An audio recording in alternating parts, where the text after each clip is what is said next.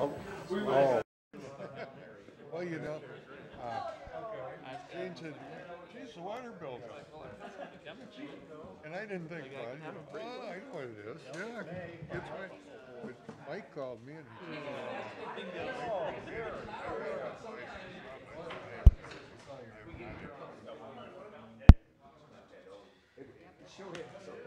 this week it'll go up next week. Yeah. They're going to put contracts in there.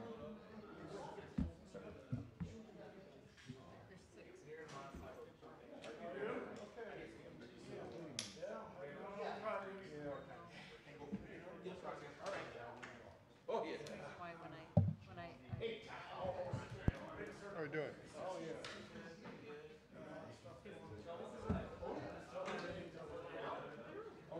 So Art, you recovered? You okay? Yeah. From, The meeting? you know, That's a good one. oh, I can take that back. I figured you probably needed some time off. You know, yeah, boy, why, you know. Worst part of you ever hear that? Worst part of it is those two are I don't know. those two are at the meeting. Yeah, but Oh, Put it right back here. what was that? Oh, okay.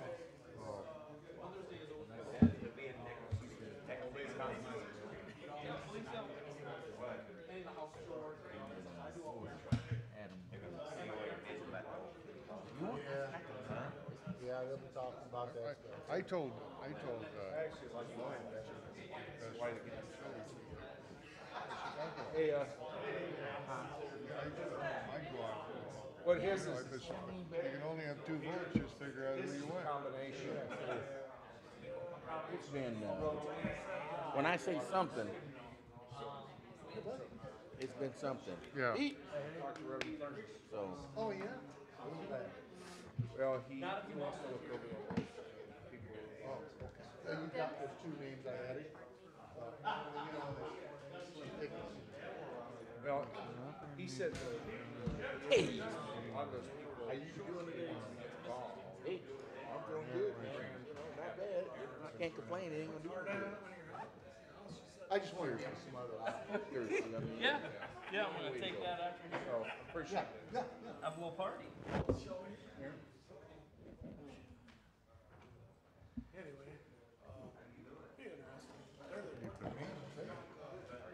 It warmed up, didn't it? Yeah. Right, 2018. Okay. Is it screwing up again? Yeah, let me go back. Oh, yeah. No, but it's words in commission. Did you call me? That's where I went to. Hunter or eater? Well, I prefer to hunt them. yeah. They're fun. Now we need the I one see for that. the Not that I committee of the whole. That used to be on this side, didn't it? Yeah. Patrick, did he call you? Right there.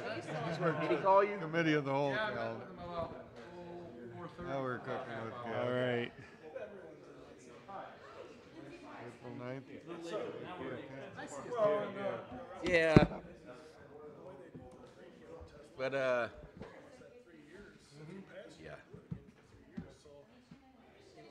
He wants to know where the neighborhood watch is. Oh, yeah. Neighborhood watch. Oh, he never asked. Friday, right? Friday.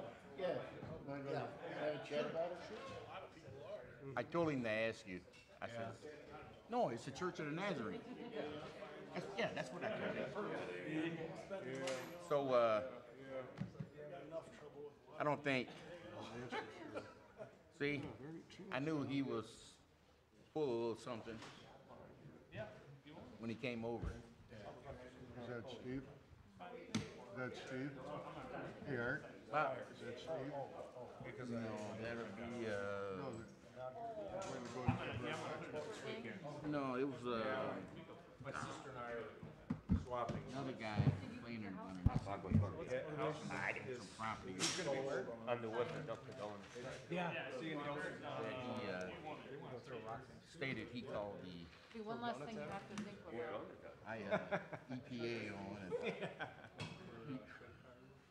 See your buddies at work over on his house? Stripping all the grass off and getting his fine. So what, they agreed to something now that they're on what? Stevenson? Yeah. Good. Well, boy. I didn't catch, see, I didn't catch the Memorial Day. That's okay. That's okay. Took a look at your calendar and said, hey, there's the 28th. Michael, how are you? Not too bad. How about you? Good. Great.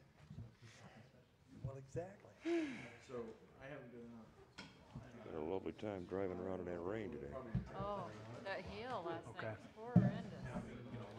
When I left the shop about 2 o'clock this morning, and the light show was just absolutely phenomenal.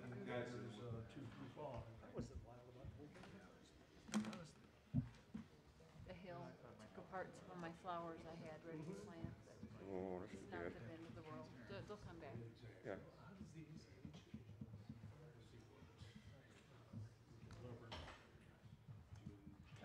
Howdy. All about the Dunkin' Donuts. Did you have a nice Mother's Day?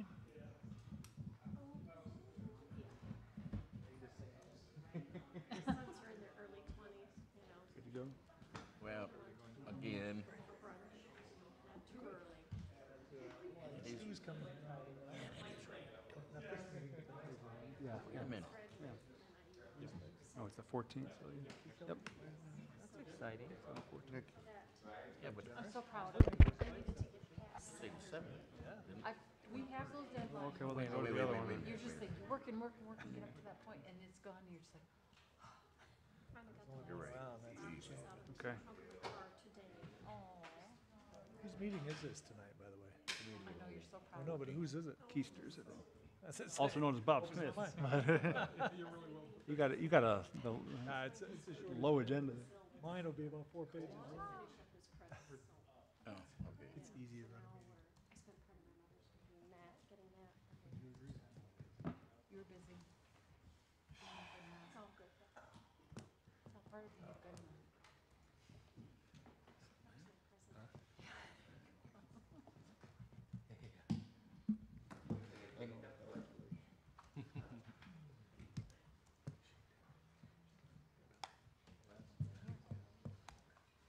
That's because everybody gets quiet. Years ago.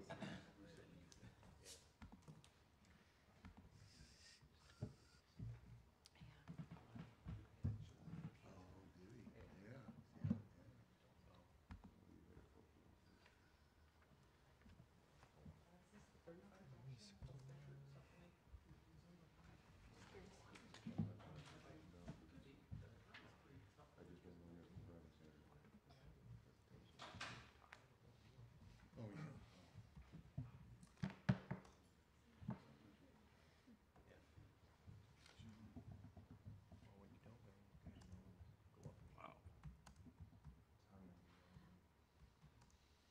Well, now that it's 6 o'clock, Pastor Steve, could you give the invocation?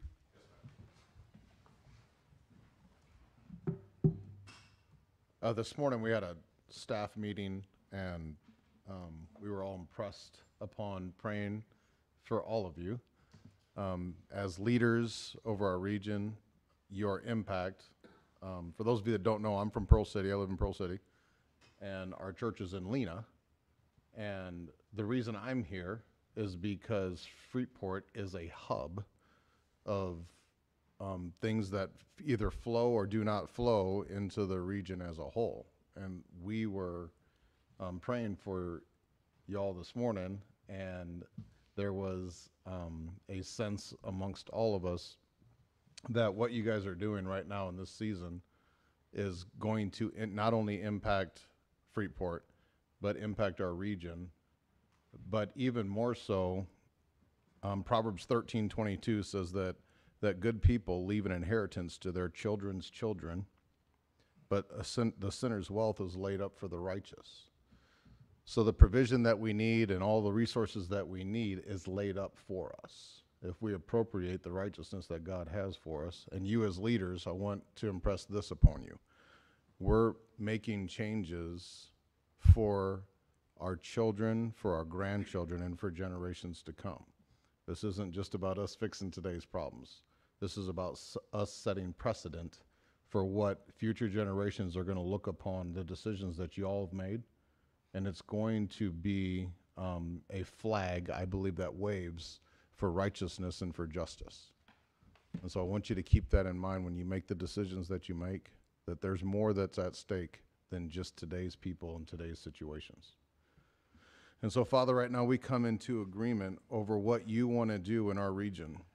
We know that you have laid up great amounts of provision for those that are willing to humble themselves and come into agreement with what your plans and your purposes are. And so, Father, right now, I am so thankful that in this room there are humble people. There are people that understand that there are powers and there are things that are at work that are greater than us. And that there are also things negatively that are at work that only you can bring a solution to. And so, Father, I pray wisdom, I pray understanding.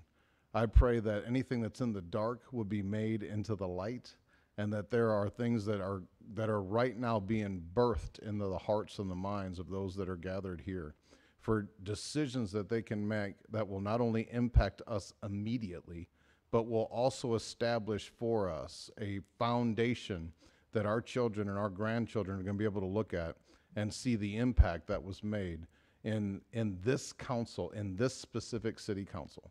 Father, we're so thankful that your love and your grace over this region goes beyond our words, beyond our explanation, even beyond our understanding. But we open our hearts wide to receive all that you have for us. So, Father, we commit this meeting to you, to your spirit of grace, and we do this now in the name of the Lord Jesus Christ. Amen. Thank you. We'll call this meeting to order. Madam Clerk, could you please take the roll? Mayor Miller, Here. Alderpersons Clem, Here. McLanathan, Here. Ross, Here. Smith, Here. Busker, Here. Brashaw, Here. Keister, Here. and Chesney. Thank you. And if you'll join us with the Pledge of Allegiance led by Alderman Keister. I pledge allegiance to the flag of the United States of America and to the republic for which it stands, one nation, under God, indivisible, with liberty and justice for all. And Alderman Keister, the meeting is yours. Okay, thank you, Mayor excuse me, can't talk tonight, Mayor Miller. Okay, next on the agenda is approval of the agenda. Do we have a motion for approval? So move. Second. Motion approved by Alderman Smith, seconded by Alderman McLanathan. All in favor, say aye. Aye. All opposed? Okay, motion passes. Do we have any public comments? Okay, thank you. Next on the agenda is approval of the minutes from the Committee of the Whole special meeting held on February 12th, 2018. Do we have a motion to approve? So moved. Second. Motion approved by Alderperson Bradshaw, seconded by Busker. Alderman Busker. I don't know, I lost your name there for a minute, I apologize. All in favor, say aye. Aye. Aye. All opposed? Motion carries.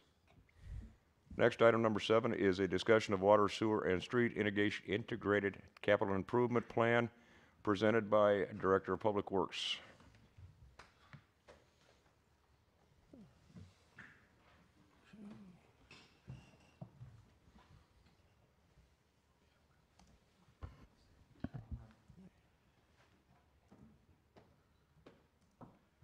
Okay, thank you, Alderman Keister. Dennis Carr, Public Works Director, and I are going to have a presentation from our capital improvement project for the next 5 years, fiscal 2019 to 2024. And on the water and sewer, stormwater side, we have roughly $210 million in depreciated assets and structures that are in need of replacement.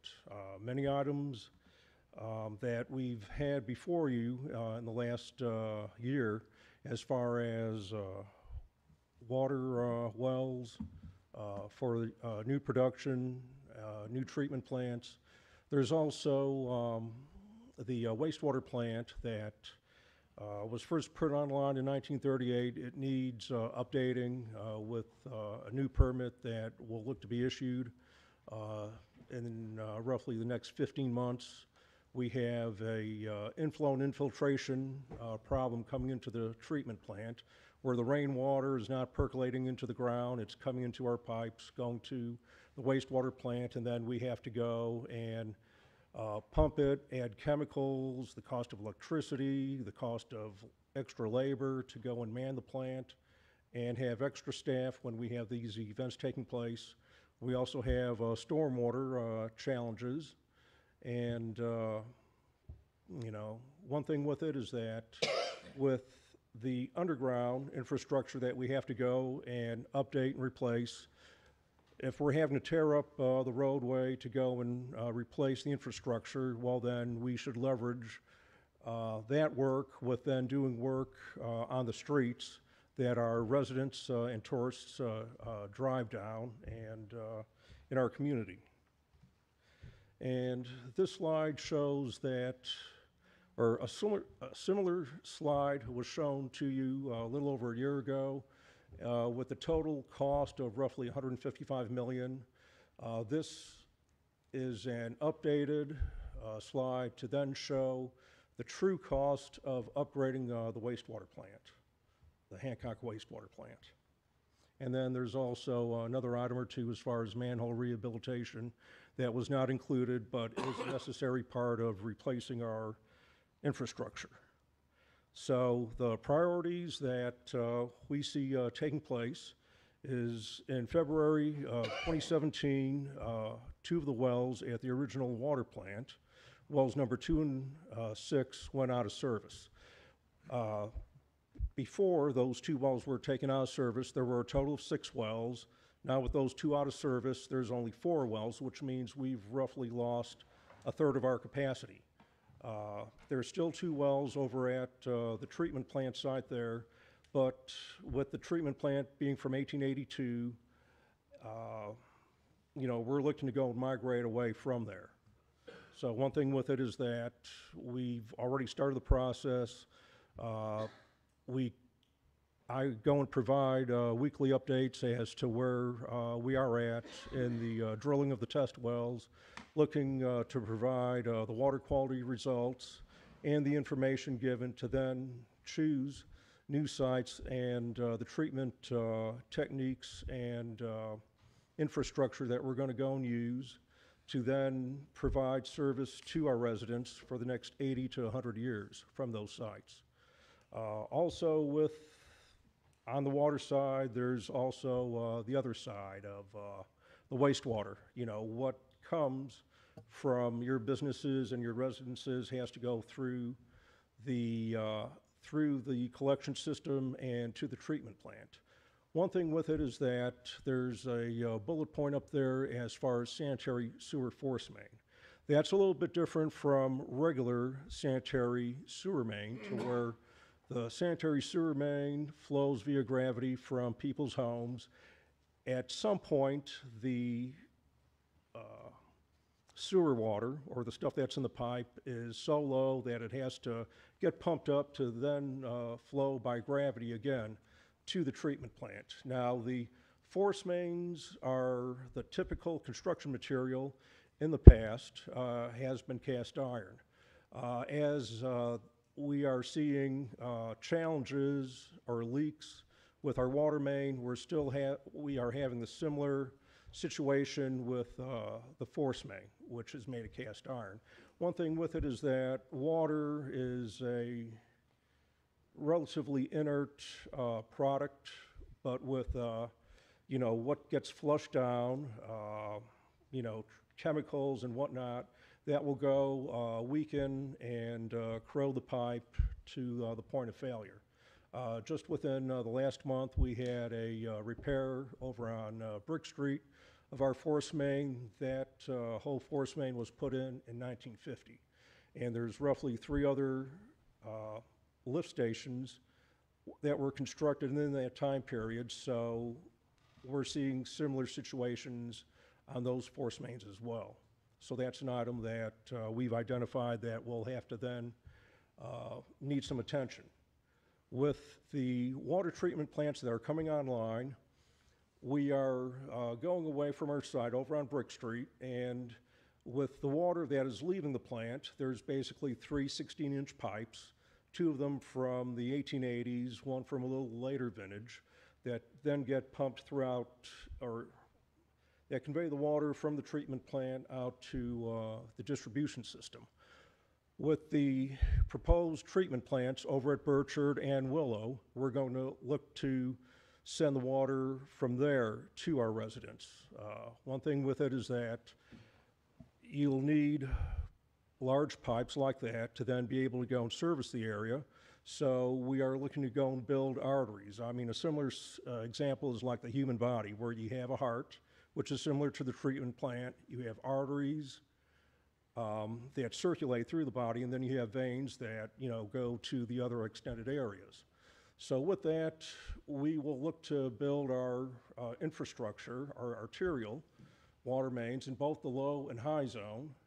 And then what we'll do is we'll also, with that taking place, we'll have replacement of the roadway on top to either do a partial or a complete restoration, you know, depending on the severity of the roadway. And that's a subject Dennis will get into a little more detail further. One item that I've noticed is that in this distribution system with the water, there's some areas where there's a lot of dead ends. And one thing with it is that you would like to go and have a loop system to where you don't just have these dead ends. So with that, it will improve fire flow and then redundancy during time of repairs. So in the fiscal 2019 to 2024 period, the items that we've gone and looked at and programmed on in will be for the Burchard and Willow wells and treatment plant, the first phase of the Hancock wastewater treatment plant, the Carroll tank. There's work that needs to be done there. It hasn't been painted in 20 plus years and is in need of that. We're looking to go and replace force main. And then I've also identified the water main looping to where we are looking to go and do the streets that I've listed on the slide. As it comes to water main replacement, the arterials leaving from the plant, with the Burchard site, the Cleveland Avenue, or Cleveland Street, is a 12-inch main. It was installed in the late 1940s. That's been problematic. It's that spun cast iron. We're also looking to go and do some work over on Adams. Empire is a segment that has already been done to a certain point. We're going to look to go and do that the rest of the way. And Hancock, there is the bridge replacement in 2023, I believe. So with that, we're going to leverage, you know, doing water main replacement in addition to the bridge, because that water main was installed in the early 19-teens, 1911, 1917. So it's already past its expected useful life, and if we're regrading and installing everything new, now's the time, since things are going to be tore up. We're in there, we want to go and do the work. We want to only impact the residents once, and that is one of the reasons why. Laurel is in the high zone, and we're looking to go and do that since a majority of Laurel and Parkcrest and Stevenson is on a 12-inch line. There's that segment between the school and park, which is a 6-inch line from the early 1950s. So what we want to do is that sort of a choke point, a 6-inch up to a 12-inch. So we want that to be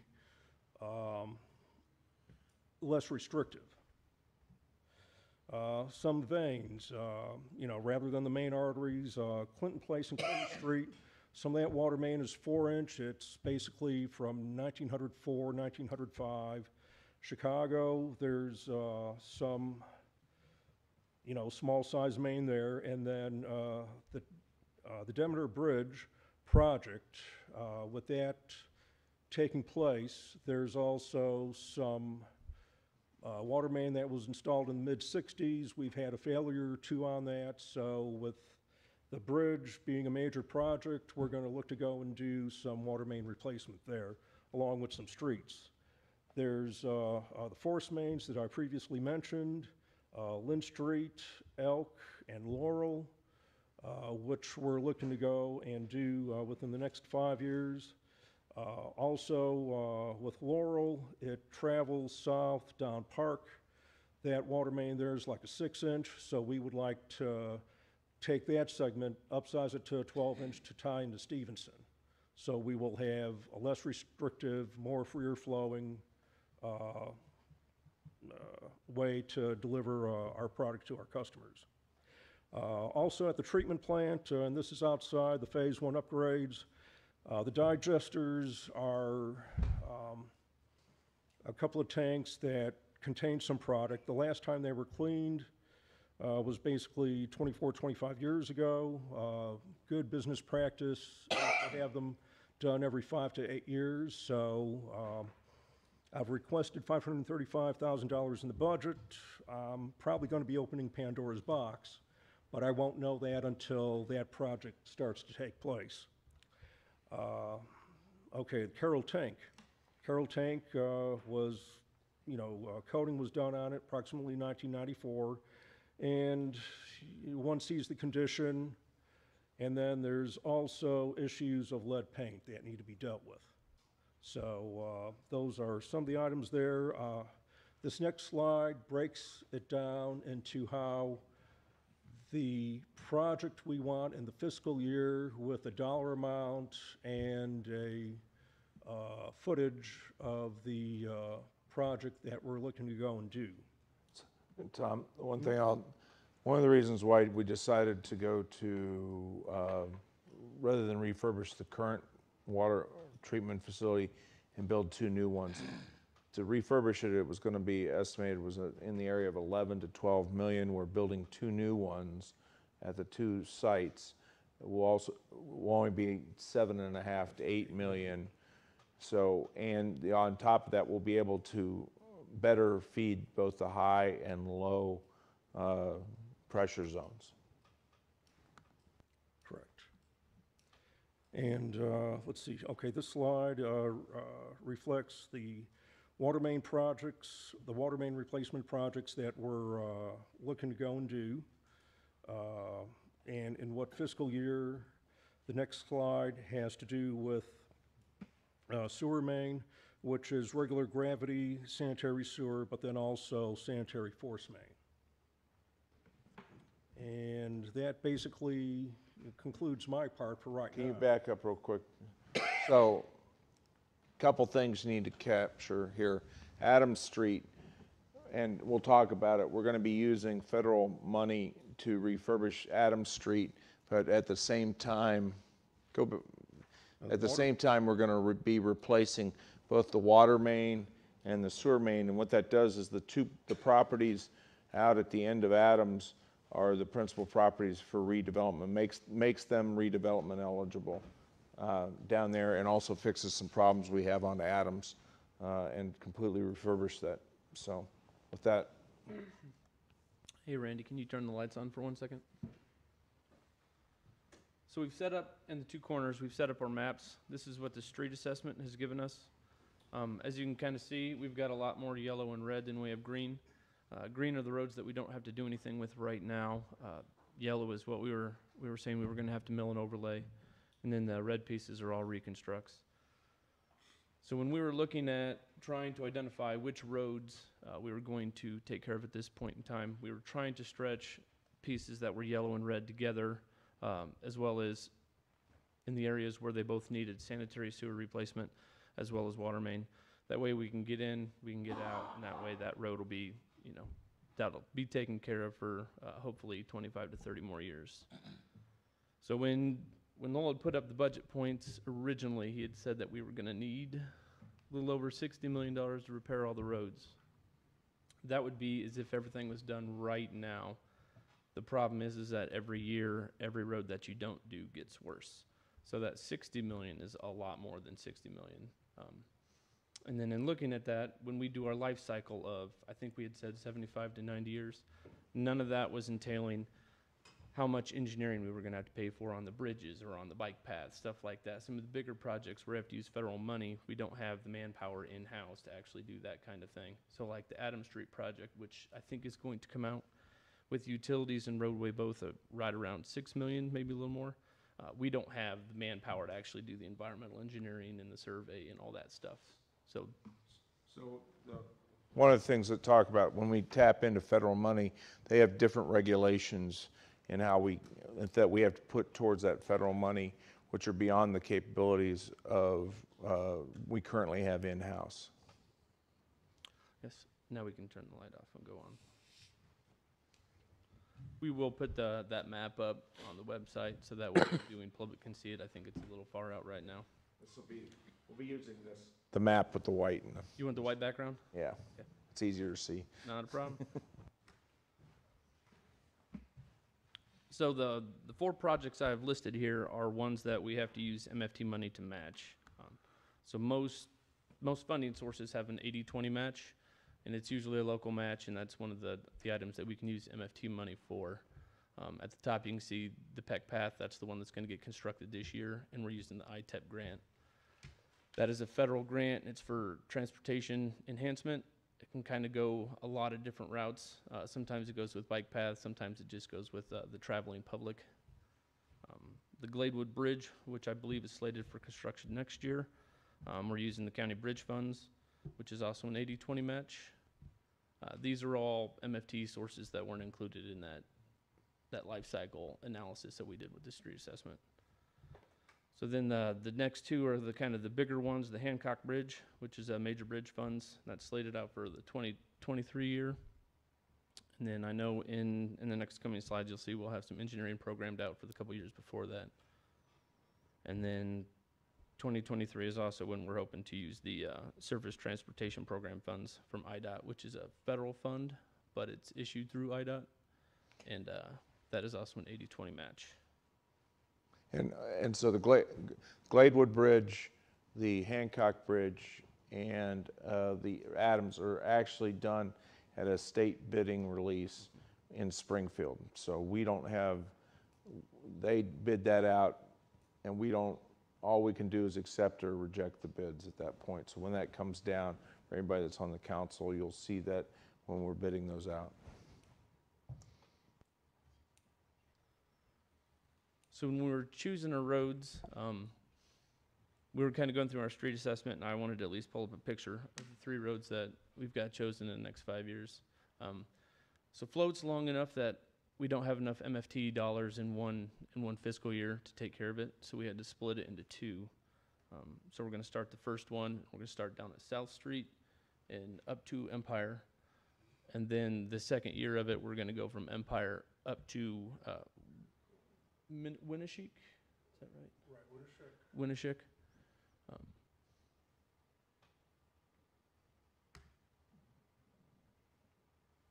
Yeah, and then also in the second year, we'll have the Gladewood Bridge. This is kind of breaking down the funding. It makes it a little tough to see because the letters are white and it's kind of small. But essentially, we get $630,000 a year from MFT. And in the first year, 140 of that's going to the street materials. That's keeping our guys busy. That's us putting down asphalt ourselves. That's us putting down concrete or the hot patch or the cold patch. I guess not hot patch, but the UPM. So what they've been doing all winter long, throwing out patch, that also gets put in that 140 grand. The next item down is 150, and that's going to the Peck Path, and that's what we're going to end up having to pay back at the end of the ITEP grant. And then that left us with a little over 300 grand. So that is how we cut float. That's how we got up to Empire. So then the next year, I trimmed our street materials down to 100,000, just so that way we could get a little bit more, because I knew we had the Gladewood Bridge coming, and then to finish off float. Yep, and then to start the engineering on Adams Street. So then in fiscal year 21, I've kept the 100,000 for the street materials budget. I think at that point in time, we'll be accustomed to not doing as much asphalt work. But then we get the chance to do South Demeter for a little over 470 grand. And then that is also when the engineering from the Hancock Bridge is gonna step in, as well as more engineering for Adams Street. I tried to break the engineering for Adams Street out over a 3-year period, so that way we don't just get hit with it real hard. So then in the next fiscal year, that's we continue with the engineering, as well as we do pick up Wild Oats Trail on that one. We didn't have a ton of MFT money at that time, so we were trying to pick a smaller road that was red and bad condition that we knew we were gonna have to reconstruct. And then in fiscal year 2023, that's kind of when the big boys take in. That's the Hancock Bridge and the Adams Street. And where I'm sitting with right now at the end of year 5 is we'll have to take a MFT year off, because we are at a -1 year on the MFT cycle. So as much as we like to do reconstructions, they do last longer. However, they do cost a lot more. One of the things that I'd like to see the city move to is kind of a chip seal program, where whatever streets our street guys can get done this year, if they don't have curb or gutter, then next year we would try to follow up and do some chip seal work on that. Maybe that's what Dennis didn't talk about was, so the streets that our guys can do, and we're gonna focus on with this material, is any street that does not have curb and gutter. So we can go out, and he's working with getting them better trained in using our equipment so that it can go down, and we're gonna use that, look at streets that don't have curb and gutter that we can resurface with our equipment. Yep, that's the intent. Whatever our guys can take care of this year, we would come back and try to chip seal next year. So I've got some numbers at the bottom on kind of what things would cost. And I know our guys were looking at doing Chicago south of South Street and then Bidwell. And so those are roads that don't have curb and gutter, and they kind of have a country road feel. It's kind of what if your road feels like it should be in the country, then it's a very good candidate for a chip seal after we can get everything taken care of. So as you can see, the hope would be maybe pull out a little bit of money from the materials contract to do the chip seal, then in 2020 on Chicago, and then in 2021 on West Demeter, and then in 2022 Woodside Drive. I do understand that there are about 2 weeks where the rocks are going to be bad and bouncing, but if you stay slow, they aren't that bad.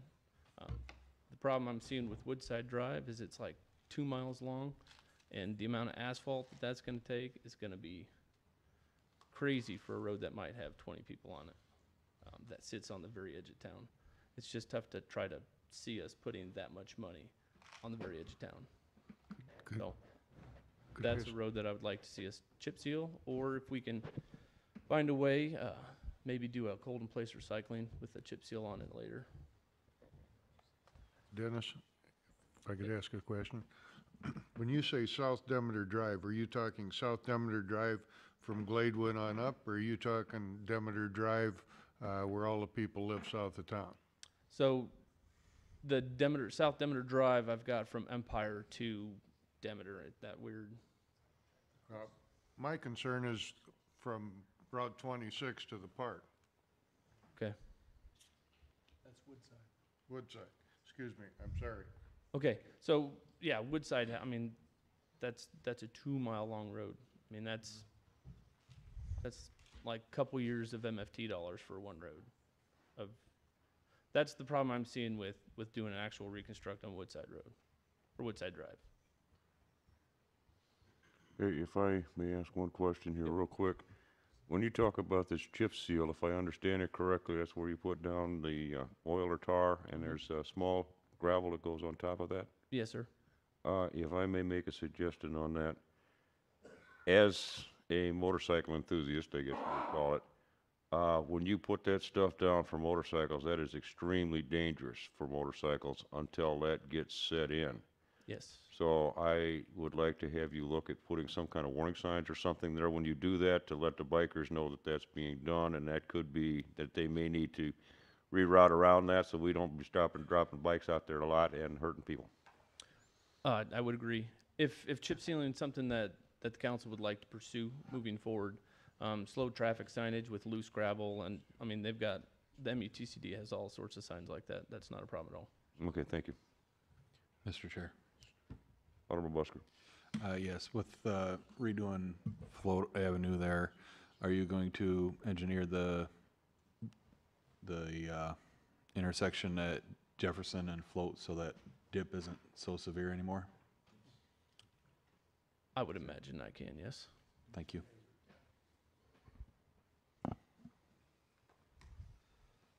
So this is a chunky version of the maps you have behind you, and it's just kind of laying out here. So in the first year, we got the little green circle that came up, that's South Float and the bike path. So then the next year, we're picking up the next section of Float and coming over and hitting Gladewood Bridge. So then the following year, it's that section of Demeter. And then in year 4, it's Wild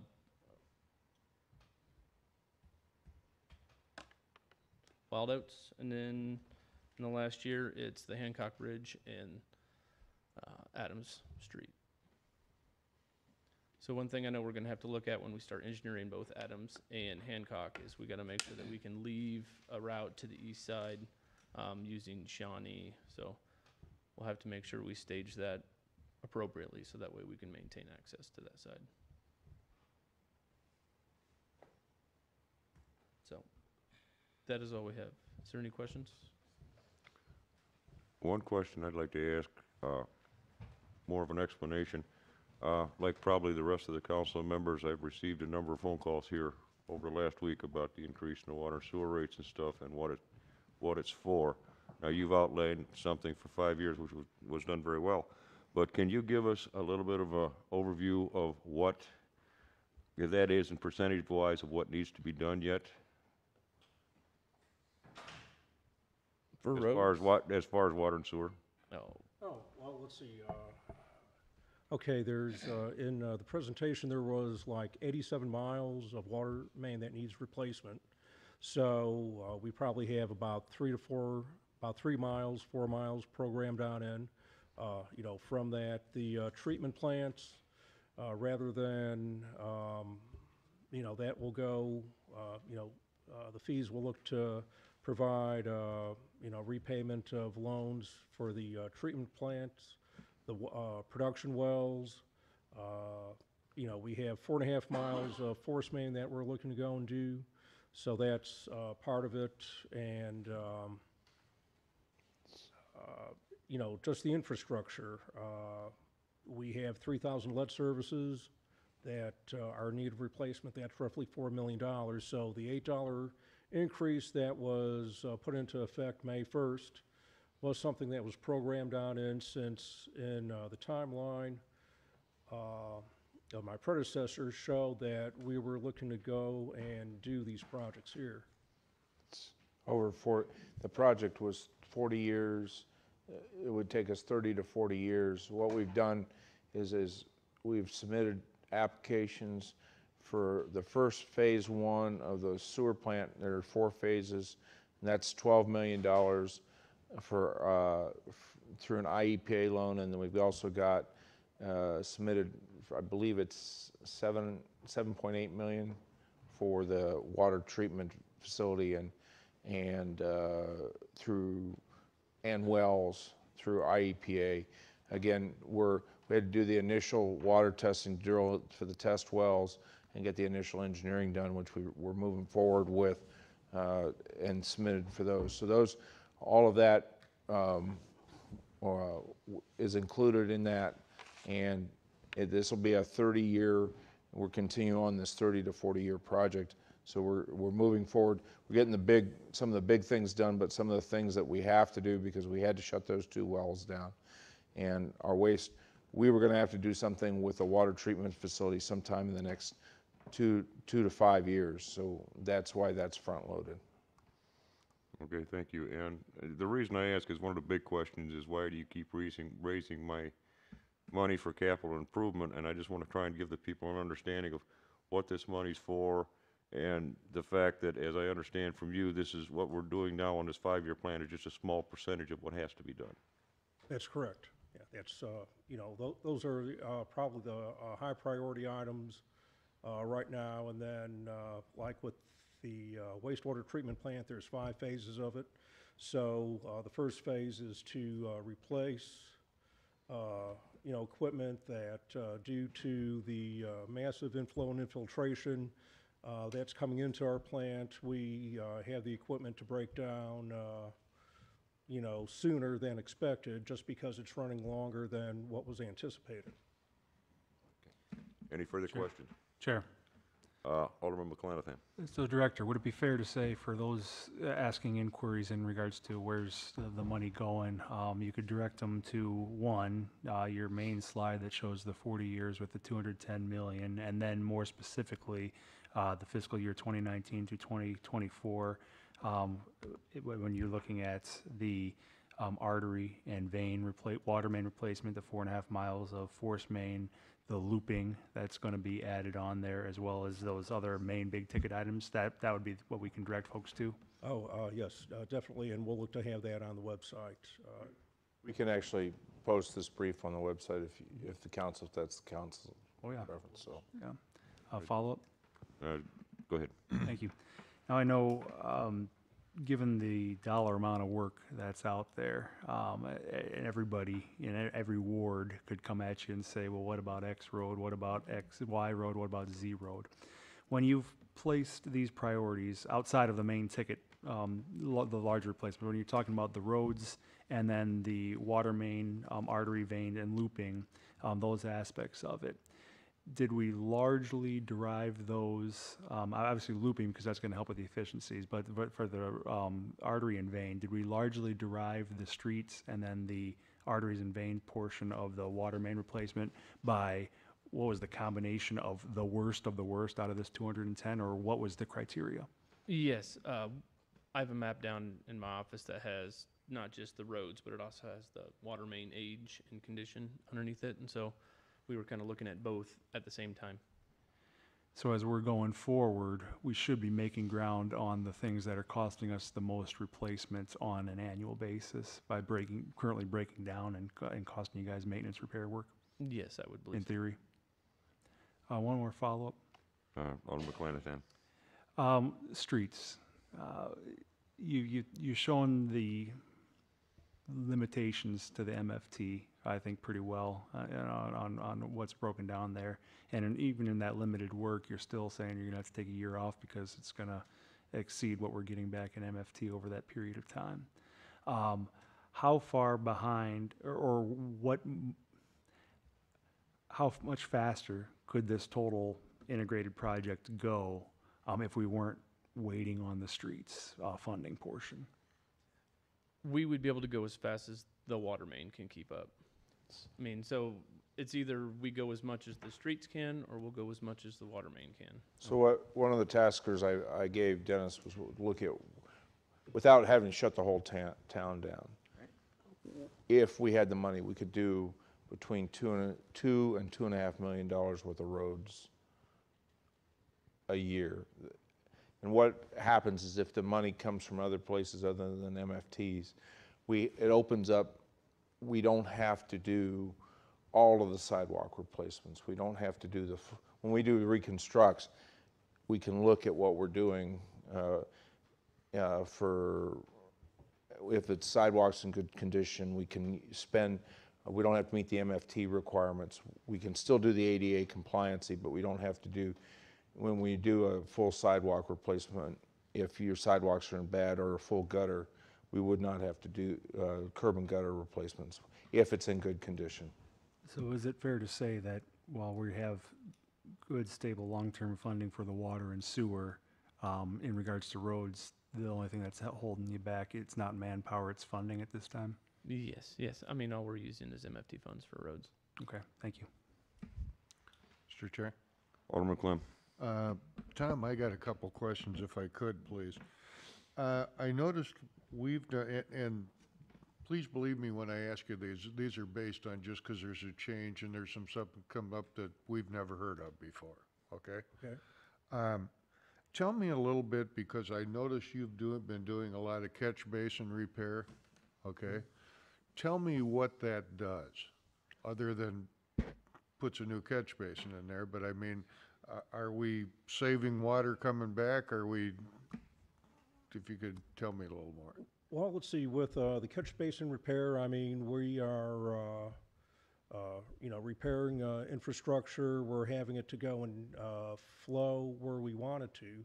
I guess one of the items, what's the impact? I mean, I'm having my staff to go and take care of that whilst they may be out, doing work on the sanitary sewer or the water side. Okay. Looping. Let's talk a little bit about looping at the mains, because you're the first person that's ever mentioned that in 12 years I've been on the council, and I'm not saying that's right or wrong. Okay. Tell me cost of it, and is the great benefit of it more water for fire, or, Well, one thing with it is that if you have a loop system, then you do not have dead ends. Right. To where flow can go any number of directions, to where there's less stress on the system to try and feed, the furthest points or where the dead ends are at.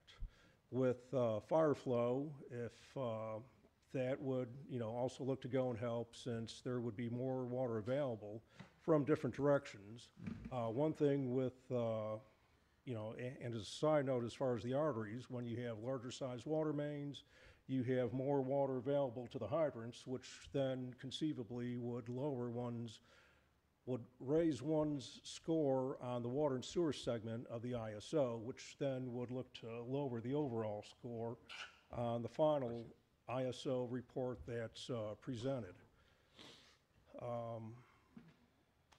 Was there anything I missed that I didn't No. touch on with looping? No, just got one other if I could. Oh, okay, You mentioned the digesters and cleaning and stuff. correct. Agree with you 100%, because I've worked in different water and sewer facilities that have had this done, and it's been part of their whole thing. But would that be a necessary thing if it's going to be replaced in X amount of time? Well, let's see, Or that's, would the digesters be kept? well, it's probably for phase 4 or phase 5, which, we're probably, 20-some years out. Okay. So, just to go on in. Mr. Chair, Alderman Brescia. thank you. I know this is a little sticky subject. As an alderperson, we often get approached by our constituents about why my road hasn't been done. My tax dollars are paying for my road. Why hasn't it done? Could you perhaps give us an answer, what we can tell our constituents other than to say it's on the list? And also, I'm going to add to that a little bit, alleyways. I've recently been hit on upon alleyways, and I was told I was not doing my job appropriately because I did not get an alleyway paved personally, even though it's been turned in. Just looking at some of these sticky answers that sometimes we get hit with, and we feel uncomfortable as well as you do. As for the alleyways, being that more people travel on the roadway, we have a hard time directing resources to what I would consider a glorified driveway, because that's what most alleys seem to be, is everybody has their driveway off of the alley. So it kind of acts more as a driveway. Now, that doesn't mean that we're not going to try to get to them. I mean, our crews can do alleys. I mean, that's something else that our guys can do with the asphalt from our MFT funds. But that's if our guys can have time to do it. Most of our guys are spending their time on some of the roads that are in disrepair. So that kind of leaves us with patching alleys. As for why their road isn't being done with the funds, I mean, sadly, it's just because we don't have enough funding. And historically, it's with the amount of roads we have, the program, you have to go through the way you do the program is you need to replace or resurface every road every 25 years. And with the amount of money and we needed to get a good program in place, should have been 25 to 30 years ago to continue that. And MFT money is continuing to drop in the state as gas mileage is going up on vehicles. At least in California, it's even gotten worse because they're all going to electric vehicles. So their motor fuel tax is going way down, but we're not affecting that here in Illinois.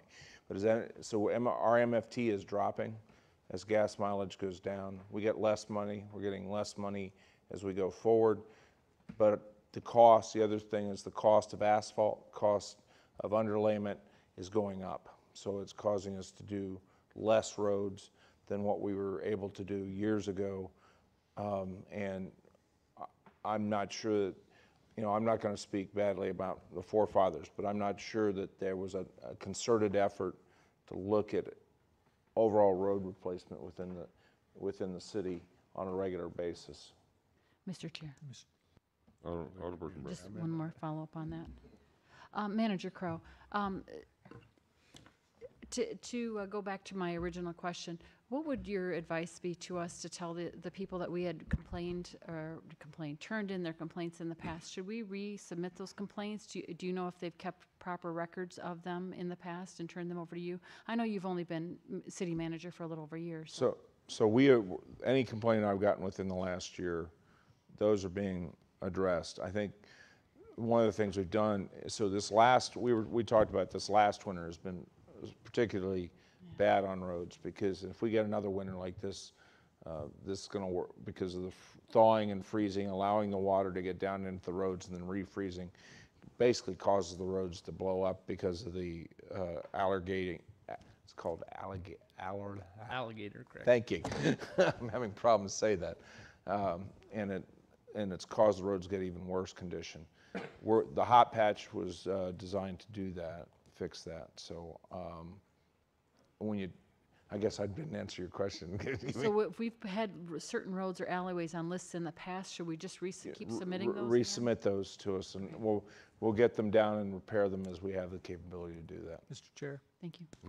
Alderman Sisson, I want to comment, and we'll get to you in just a moment.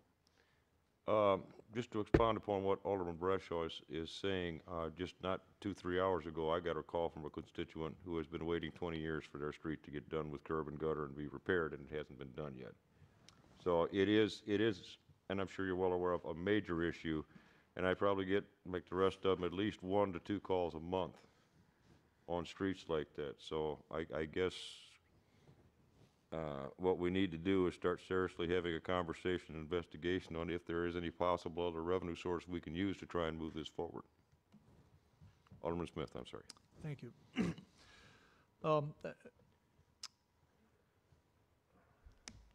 Manager Crow, seal coating will help address this issue of this alligatoring that you're talking about. It will help seal the roadway and make that a little bit more stable.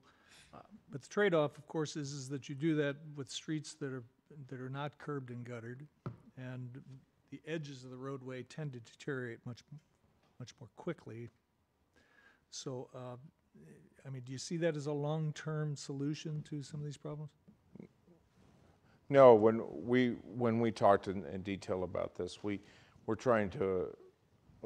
this is trying to get us to where we can afford, keep the roads that we've got in some type of usable condition, and we've even looked at areas like going out and training our guys, because on the county paver, because theirs is a 12-foot paver, could actually be used to do it. They're not as willing to lend it to us. The reality is that the cost of repairing, and certainly the cost of overlaying, is always going to outstrip revenues in MFT. Correct. I mean, there's no hope of staying abreast of that cost. No. We're trying to based do on current rates. That's correct, and what we're trying to do here is make some proposals to at least address some of the issues. Look at it. And that's why we looked at FAU money, and we have 5 major FAU routes in the city, and we've got yeah, quite we a got more few. than that. So but what that does is we get $400,000 in FAU money in any year. So what we do with FAU money, which is federal money, we save it up until we can get a whole road addressed, and that's why we addressed Adams. We looked at Adams as being our worst street, but it takes us 5 years of saving with that. But we have, part of FAU money, is you have to get it on the list 3 to 4 years in advance, and then once you do that, once it's on the list for projects, then we have to do the engineering ahead of time, which then takes motor fuel tax away from us. And another reality is there are going to be a lot of red lines on that map, Yes. even after phase 4, phase 5, or phase 12. Yeah, that's They're only gonna correct. grow. Yeah. A follow-up, Chair? Just go ahead. Director Kopansky, $57 million for a new water or wastewater treatment plant. Is that based on some study or is that somebody's estimate? I mean, that seems like a lot of money. That's correct. The Fairgraham did what's called a facilities management proposal as to what will need to be done to meet current and potential future parameters in the permit. There's a number of equipment that's old, broken. There's a bottleneck in or choke point at the treatment plant. There's other processes that we're looking to go and have installed to where we can generate. Yeah, the one so what we have to do is, based upon what the permitting comes up with from IEPA, Fairgraham then is one of the firms is tasked to put a study together, and it's still down at IEPA for approval, right? Based upon what they feel is the permitting requirements. IEPA sets the standard based upon EPA permitting requirements. And then the plant, every 10 years it has to be resubmitted. So ours just got submitted for their approval, and that is where that $57 million, but we believe that once we get back, based upon what we just went through, the licensing, the three of us, along with the chemic, went the testing guy from Tom's plant out there, and Fairgraham went to the Illinois permitting. We are not seeing some of the permits that we thought were going to happen go forward. One of the fears that we have here is, so we're at the bottom end of the Pecatonica. So we are getting tasked to treat, we are getting some tasking that's coming out of testing. Now, they're not requiring us to treat stormwater, but that may be coming. And if we talk about stormwater, we're talking about a whole nother plant. But stormwater, you're not talking about stormwater that's carried through the storm sewers. Oh, yeah. EPA is talking about forcing us to treat that. Yes. I see. So we've done some recent work at the wastewater treatment plant. We have, but it's basically keeping the plant running the way it is. These are the upgrades. We've got some new phosphate levels. What are some other levels that we have coming up Let's this see, year? as far as lower chlorine residual for a longer length in the year, for that not to be there, bacteriological as well, the number of fecal colonies, we're at a certain number. They're looking to go and reduce that number. Fecal chloroforms become a very big issue in the state of Illinois, and especially in the Pecatonica Basin. Well, and we're at so here's the exact discussion we had with IEPA. We're at the very end of the headwaters of the Pecatonica River. It all flows down to us. Right. They make the assumption that when that water crosses Wisconsin's border, which is a lot of this, it is perfect water. That's exactly what they told us. Okay. So they come down and look at it and say, where is it that we have to treat the water? And if you go down through the assessments through the water, it comes down to Freeport and says, all right, Freeport, you're going to have to treat your water as you're going forward. There's something coming down from Pearl City through Yellow Creek, though, as well. Right, but they're also getting so. One more, if I might be permitted, Director. Go ahead. Mr. Chair. lead paint. Mm-hmm. Did I understand you say that the tower on Rotzler Street has a lead paint problem? That's what I've been told, that work was being done on it, but it was not totally complete from what I've been told, and this is just hearsay, lack of funding. Now, that was coated in 1994, you said. Mm-hmm. It couldn't have been coated with lead paint, right? Well, it wasn't, lead paint was sort of banned back in probably, I think, 1978, 1980, somewhere Right. around in there. But that is like from the original coat from 1964. Okay, so you're saying they hadn't stripped off the entire coating from the previous coatings? What the coating has changed. It used to be that you just repaint and recoat over it. Now because what they're finding is those coatings break down over time. They actually want you to go in and strip all the undercoating out of it. So that's one of the things we're gonna have to do, is go into the tank, strip out all the undercoating. And so in 1994, that wasn't the standard to do? No, it was not. Chair. Alderman Chesney. Who is they? You said they. Who is they? Want us to do this? Oh, this is EPA standard. Okay. Any further questions? I trust, if I might be allowed one more. Go I ahead. trust we're not talking about contamination levels. We're not talking about a Flint, Michigan problem. So, no, it's actually, Coated it's on the interior as well. interior of the tank. So our water is tested, what is it, once? It's once every 3 years. Yeah, and then they also do random samples. What they do is test the water at people's homes, designated people's homes, and take the sample, and then that's done randomly every year to test it. And we're within the EPA standards. And the looping we talked about earlier, that also has the function of keeping water fresher within the system, doesn't it? That's correct. Since you're eliminating or reducing dead ends. Dead ends, you get stagnant water there and some other Right. potential health issues. Correct. Chair. Alderman Clanathan.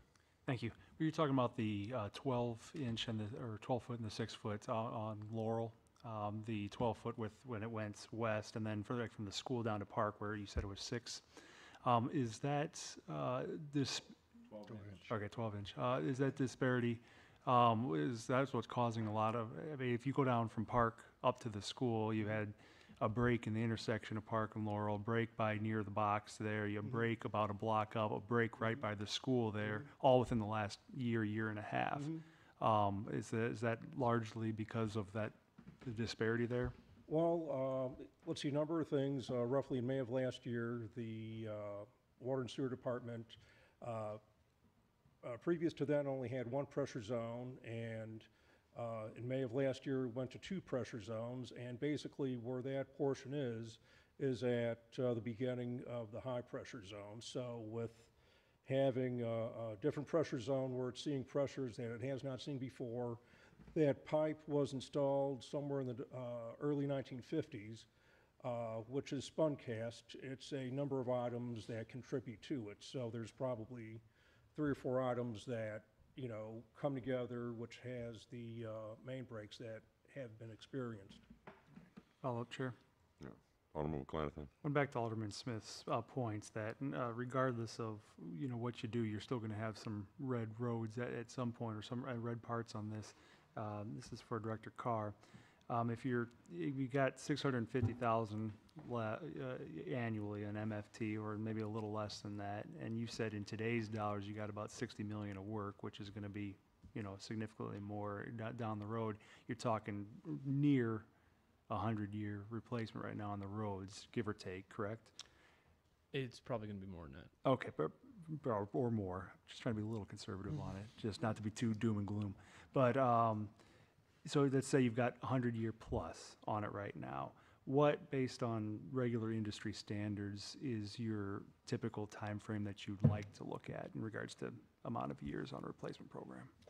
I mean, usually roads are designed now to anywhere in that 20 to 30 range, depending on if if you're going with asphalt or concrete. And at that point in time, if you just don't do any work to it, that's usually where you see failing. But you kind of want to catch it earlier so that way you can prolong the life. Okay. And FAU routes are actually done in concrete at this point because they're considered truck routes at that point. So today's standard is underbasing of concrete with maybe an overlay of asphalt. Thank you. Any further questions? Okay. Thank you, gentlemen. Appreciate your presentation. Okay, moving on to item number 8, discussion on, I'm going to butcher this name, Azavar, by Director Bucas. Thank you, Mr. Chairman. As you recall, we entered into a contract with Azavar to help assist us in our businesses in filing their food and beverage, motor fuel tax, and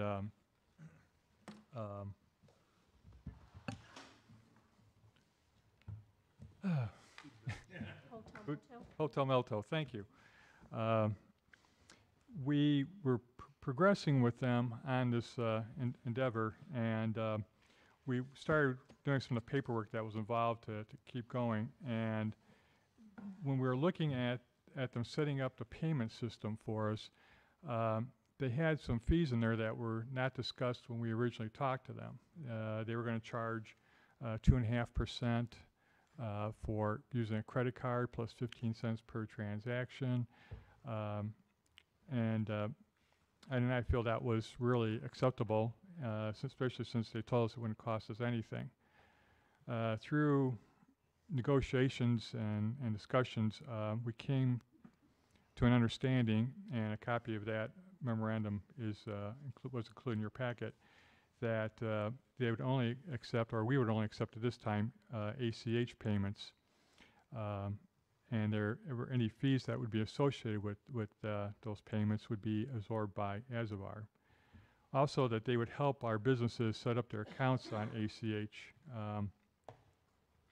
And our businesses have 1 year, according to the contract, to go online to make their payments. We also talked to them about polling the businesses as they went about assisting them and educating the businesses on how to use ACH to make their payments, to ask them if they would prefer a credit card process. And if they did, they're going to get back to us. They're going to do an analysis. At that point, if we're going to go to credit card, I think we'll be back trying to negotiate a payment schedule once again. They did lower their monthly fee by $750 because of the misunderstandings that have taken place. So, yeah. So right now, we do have a memorandum of our service agreement addendum that council can approve, and if you do not, then we probably should look at terminating our contract with them. So we've had Aaron look at this contract, and we did give a letter of termination, a threat, send a letter to Azavar threatening to terminate our contract because we felt they had misrepresented themselves in both the presentation to us and to the council, and that the negotiation that proceeded with Randy on this was an outcome of that. So, and Aaron has reviewed this, and I don't know, is there anything else you'd like to add to this? So this is a letter agreement that serves as an addendum to the original contracts, and it just specifically changes the understanding with regards to those enumerated 6 items there, and so those will be, all other parts of the contract will remain in place subject to these changes. Mr. Chair. Alderperson Bradshaw, then Alderman Smith. Thank you. Mr. Bucas, after you and Aaron went over this contract, the rewrite, and of course, I'm sure Manager Crow was involved, is it in your opinion that it's equal to or better than the agreement that was originally penned? It is not as good of an agreement as I thought we had. When they presented the paperwork for the transfer of funds and stuff is when we saw the fees. They were not in the contract that we agreed to and signed. I think we're getting less, actually, because we were under the assumption that we could either take cash or credit cards or ACH, and now we're limited to ACH. Follow up? Go ahead. Thank you. So it completely eliminates the cash because they wanted a stipend attached to that for every transaction. Is that correct? Yes. One more follow-up? Go ahead. Correct me if I'm wrong, but I remember reading something that they had already, this is off the subject on that they had already discovered there were a couple payouts that were being made to the county rather than to the city regarding tax. That's correct. They are proceeding on their work. We have not installed their software yet. So that part of the contract has not been implemented. Okay, thank you. And one of the guidelines was, the reason we haven't installed it is there was a provision within the contract dealing with the installation of the software that would make it tougher for us to terminate the contract. So we wanted to brief council here on these changes that we discovered in the contract and receive guidance from you. As I said, we did tell them that we were getting ready to terminate the contract as going forward, but we felt that we owed it to you, the negotiated settlement that we have here, to say we do have a way to continue on with this. They have done some good things in identifying some problems, but we want to make sure that the council is comfortable with what we're doing here. Alderman Smith. Well, we have a contract with them, and as part of that contract, they're obligated to perform some duty. Is the original contract silent on the issue of transaction fees? Yes. The only thing that was in the contract was what the fees would be that we'd be paying them as far as the software. Well, I'm at a loss to understand how we can force people who are obligated to collect and pay a tax to remit that tax in one specific form. It seems to me if somebody walks in with a bag of pennies and says, here's the tax, we have to accept that. That is legal tender. We would have to, yes. It would be a matter of who's going to then enter that into the system.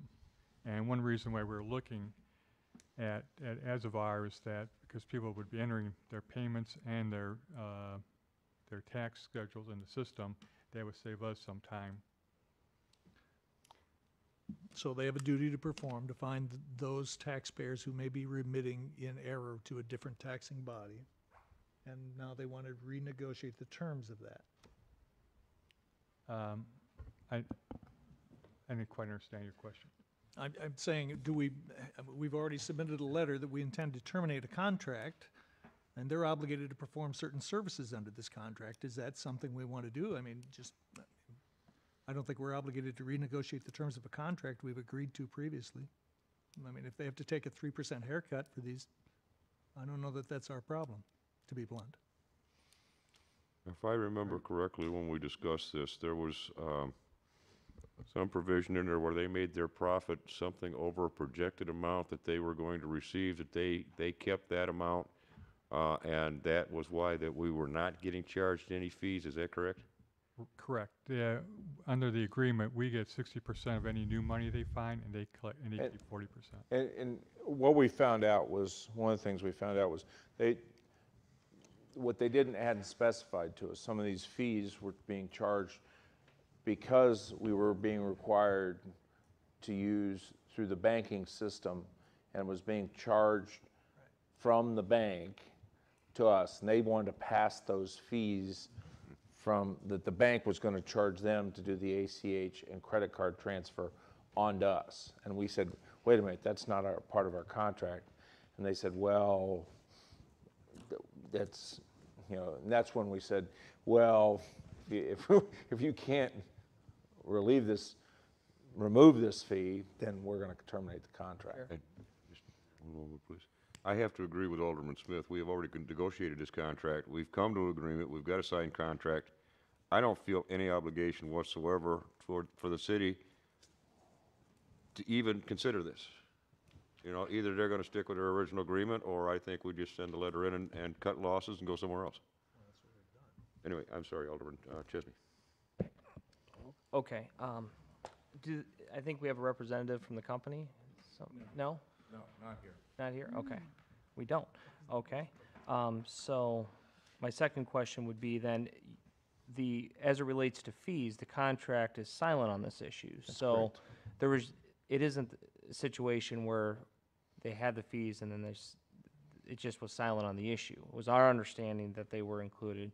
It's probably likely their understanding that they're not included. That's correct. Okay, so it isn't that there's just a misunderstanding. So before Well, except that when we went back to the minutes from the council meeting, that question was directly asked them by one of the council members.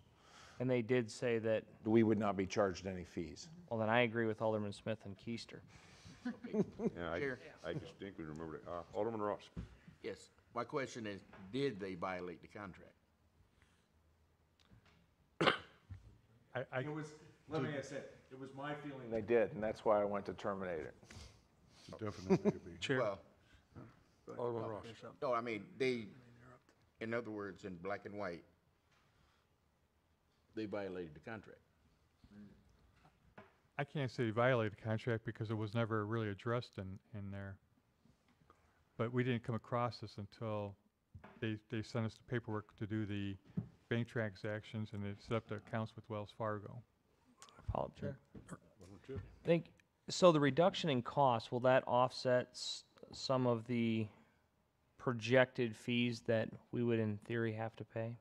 I'm sorry, So they reduced their monthly service fee. Yes. Okay, what are we anticipating any fee in the future being? Do we have any idea of what that would look like? Not the current time, because they are going to pick up the ACH fees, and if and when we get to the credit card issue, that's when we're going to probably have to renegotiate how much we're going to pay or not pay. So at Right this now- juncture, we're actually going to have less liability to the city with the Yes. renegotiated contract. Yes. Mr. Chair, Alderman Clem. could somebody tell me why we'd really want to do business with these people? And there you go. Could we hear from council? Yes. That's a good point. Go ahead. So with regards to whether or not they violated the contract or not, as Director Buick has stated, the contract is silent when it comes to these transaction fees. It didn't state one way or another, though I think the impression that everyone gave was because, speaking in generalities, they said our fees are the 40%. You know, that's everything. You know, there was no specific discussion about, oh, well, what about specifically an ACH fee or a credit card percentage fee. I think when the question was asked, like, so that's it, right? No other fees, just the 40% is what you take. And they said yes. So if you want to take a look at it as saying that's misleading, you can say that. Misunderstanding, possibly there. I think ultimately their position in offering these changes or agreeing to these changes that they're trying to save a deal. It sounds like my understanding is that the service that they do provide, there is a benefit to it, but I certainly understand the council's position that our understanding based off of what you told us during the presentation was 40%, that's it. We take that as a all-inclusive 40%, in which case then, you know, if that's the will of the council, then we could move forward with the termination. But likewise, if they're saying that if the council wants to find a middle ground, this is what they've proposed thus far. And myself personally, I mean, thinking about it, I distinctly remember what they were saying, and with a reminder of what was said that night, it was definitely 40% of new money. Not the entire thing, but the new money. And that, for me, and if I remember correctly from the expression of other council members, was what attracted us to that, because we had a chance to make a profit on it and not really have any major risk to ourselves. Now, I personally have a big issue of going forward with this and trusting them when they tell us one thing and the next thing you know, they start adding stuff to a contract that was never discussed. Actually, it was discussed. It was discussed and said it wasn't going to be there. I agree. Mr. Chair? They said they weren't going to be there, and I personally would have a lot of problem moving forward with this. I think it's time to turn the letter in, cut our losses, and find somebody else if we want to continue with this. Alderman Smith. Have they, presumably this deal is untenable in its current state, or they wouldn't have approached this. Is that fair to say, from their perspective? I'm not. From a financial standpoint, it's not in their interest to continue the contract under the current terms. Did they express that, or? No. So when we notified them that we were going to move forward terminating the contract because of this, they asked to sit down with Director Bucus and renegotiate the terms to lower our cost and to waive those ACH fees, that they would eat those ACH fees as part of their contract, with the understanding that the other concern we had was the processing of the credit cards. And to use an example, and Randy, correct me if I'm wrong, well, we have one guy that pays $1.85. Yeah, it's not even $1. It's not even $1. And so what was going to happen was, we were going to, all of his money that he was paying for was going to be taken up by the ACH fees and the credit card fees. So that's what we approached it, and Randy can give in more details in the discussions, that we still wanted to have the ability to take cash, but we want to encourage people to go to the ACH. So that's why they said, all right, we'll go out and train the businesses. That was an additional added to the contract. My concern, and Randy knows, there are two communities that we have found out since we contract.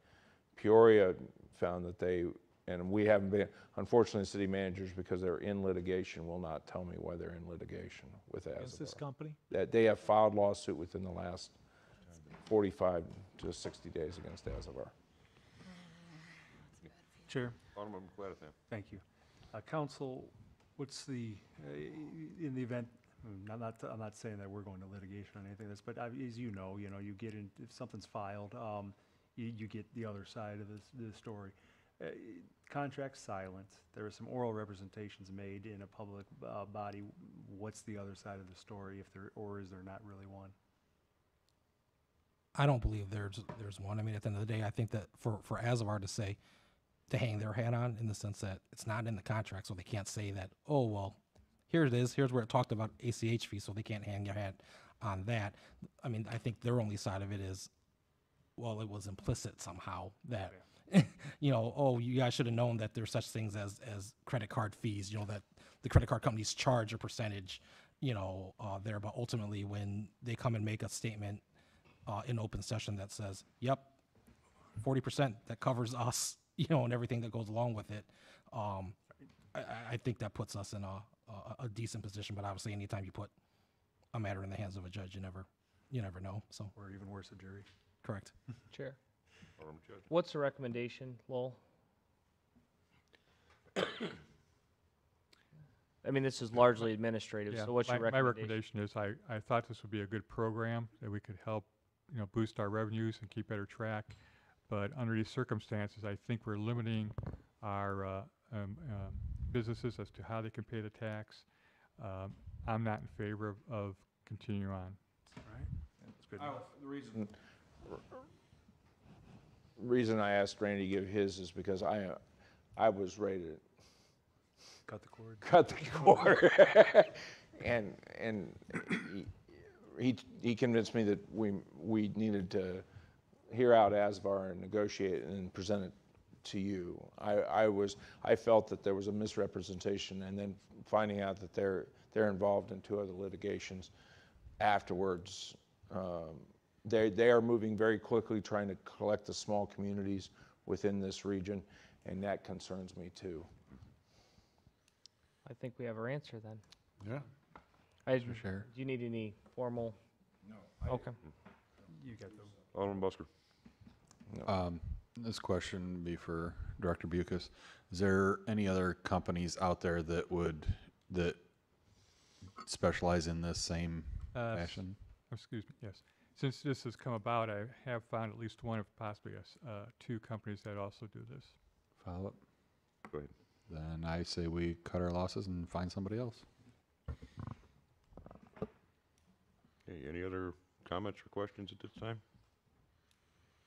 So from what, correct me if I'm wrong, but from what I'm gathering is we are not happy with this, that we're ready to cut losses on them and start looking for another company.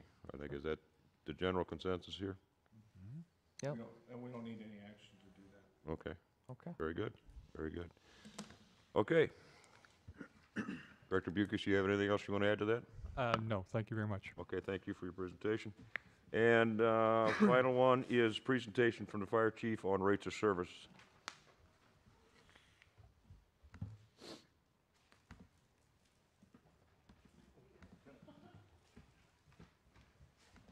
All right, good evening. Thanks for hearing us out on this. This came up when I first became chief. During that time, Andre's Billing Company, which is here tonight, represented by Lindsay Morris, she's our representative. I was introduced to her by Chief Miller, and we just started trying to understand where the fees were comparatively from the community I came from. Once we got into the budgeting cycle, things got busy with the fire department, and we wanted to take a look at this and where our fees were after the budget was passed going forward in light of our capital fund, which we need to make sure that we're putting enough away for the upcoming capital costs that we're going to have in the future. So one of the things I talked to Lowell about is, hey, where are we at with our ambulance fees? I believe that, the last time we looked at them was 2015. Or 2014, actually. It was implemented in 2015 about this time. So I thought good time to look at it and see where we're at. And then also, in addition, is some fire fee proposals that are coming nationwide. We're seeing it, we saw it in the Quad Cities where I came from, and then also throughout the state. And the one thing I'll add on that is during the ICMA conference, I went to a session, an hour, 8-hour session on the tough questions to ask your fire chief and police chief. And one of the things they said that he's going to present to you is one of the things that they made a recommendation to have an open discussion with the fire chief. And I know Todd and I talked about this. So Yes. So the first part we'll go through is ambulance fees, and then the second part then will be the fire fee proposal. So to kind of give an overview real quick on our ambulance fees, like I said, it was 2014 and it was implemented in 2015 the last time. So it's been 3 years. And in that time, fees adjust, costs increase, those type of things. But we want to make sure that we're in a fee structure that we're not the highest, we're not the lowest. We're going to stay in the median and make sure that we're serving our citizens. We're not charging them too much, but there again, we're making sure we're paying for our services as well. And quite honestly, in the fire department, we have the fire side, we have the rescue side. This is a business all to its own with the ambulance service. So making sure that we stay up on, what are the rates that we can charge, what are the fees, or the fees that we can recoup our costs, because it's essential that we're recouping our costs, and not only the cost of goods, but also the manpower costs and things that go into running an ambulance service. Although it is a service we provide our citizens, it also is a business, and we need to make sure that we're looking to the best way to recoup our costs. It's fire-based. Most fire departments that don't have a system like this, they cannot charge and recoup their costs for medical supplies. So fire departments throughout the country, throughout the state, are responding to EMS calls as a provider. And if you don't have an ambulance, that's your recouping of costs mechanism. And we're fortunate to do that. And also fortunate because every ambulance we have in the city, they're highly trained individuals. They're not only advanced in the paramedic world, but they're also firefighters, and they can respond to a lot of different emergencies. And that helps us with our manpower on the fire ground as well. As we've talked about briefly in some of the reports that I've given you guys, we are seeing an increase overall in our call volume. So from 2016 to 2017, we saw a 7.6% increase in the call volume. So as we go through, we want to make sure that we're, again, recouping our costs. What we're going to propose tonight has no impacts on our Medicare or Medicaid patients, no out-of-pocket expenses, those type of things. So what I'll do on the next slide, I'll kind of walk you through what what we can bill for and what we can. But in 2016, and we're going to use 2016 numbers throughout this proposal, just because all of our fees are in, we've been able to capture those, and it's kind of a clean slate on what we can anticipate. But in that, understand that the monies and the calls that we're going on today are going to be higher than what the 2016 numbers are. But in 2016, it was 694,000 roughly that we brought in. Actually, it was 755, but with collections and write-offs, which under the direction of the city manager, I get certain bills that come across my desk that either we write off or we send a collection. So there's about $60,000 of that. So roughly you can say that about 694,000 is what we collected in 2016. At a glance, again, 2016 to 2017, we saw a 7.6 increase. And those are the call volumes right there, from 3,900 to 4,200 EMS calls. Those are just EMS calls. Those are not the fire calls. It's when somebody calls the dispatch center and says, I have a medical emergency, I have an injury, and that's the ambulance is dispatched at that time. Of those 3,900 calls, we did 2,700 transports to FHN.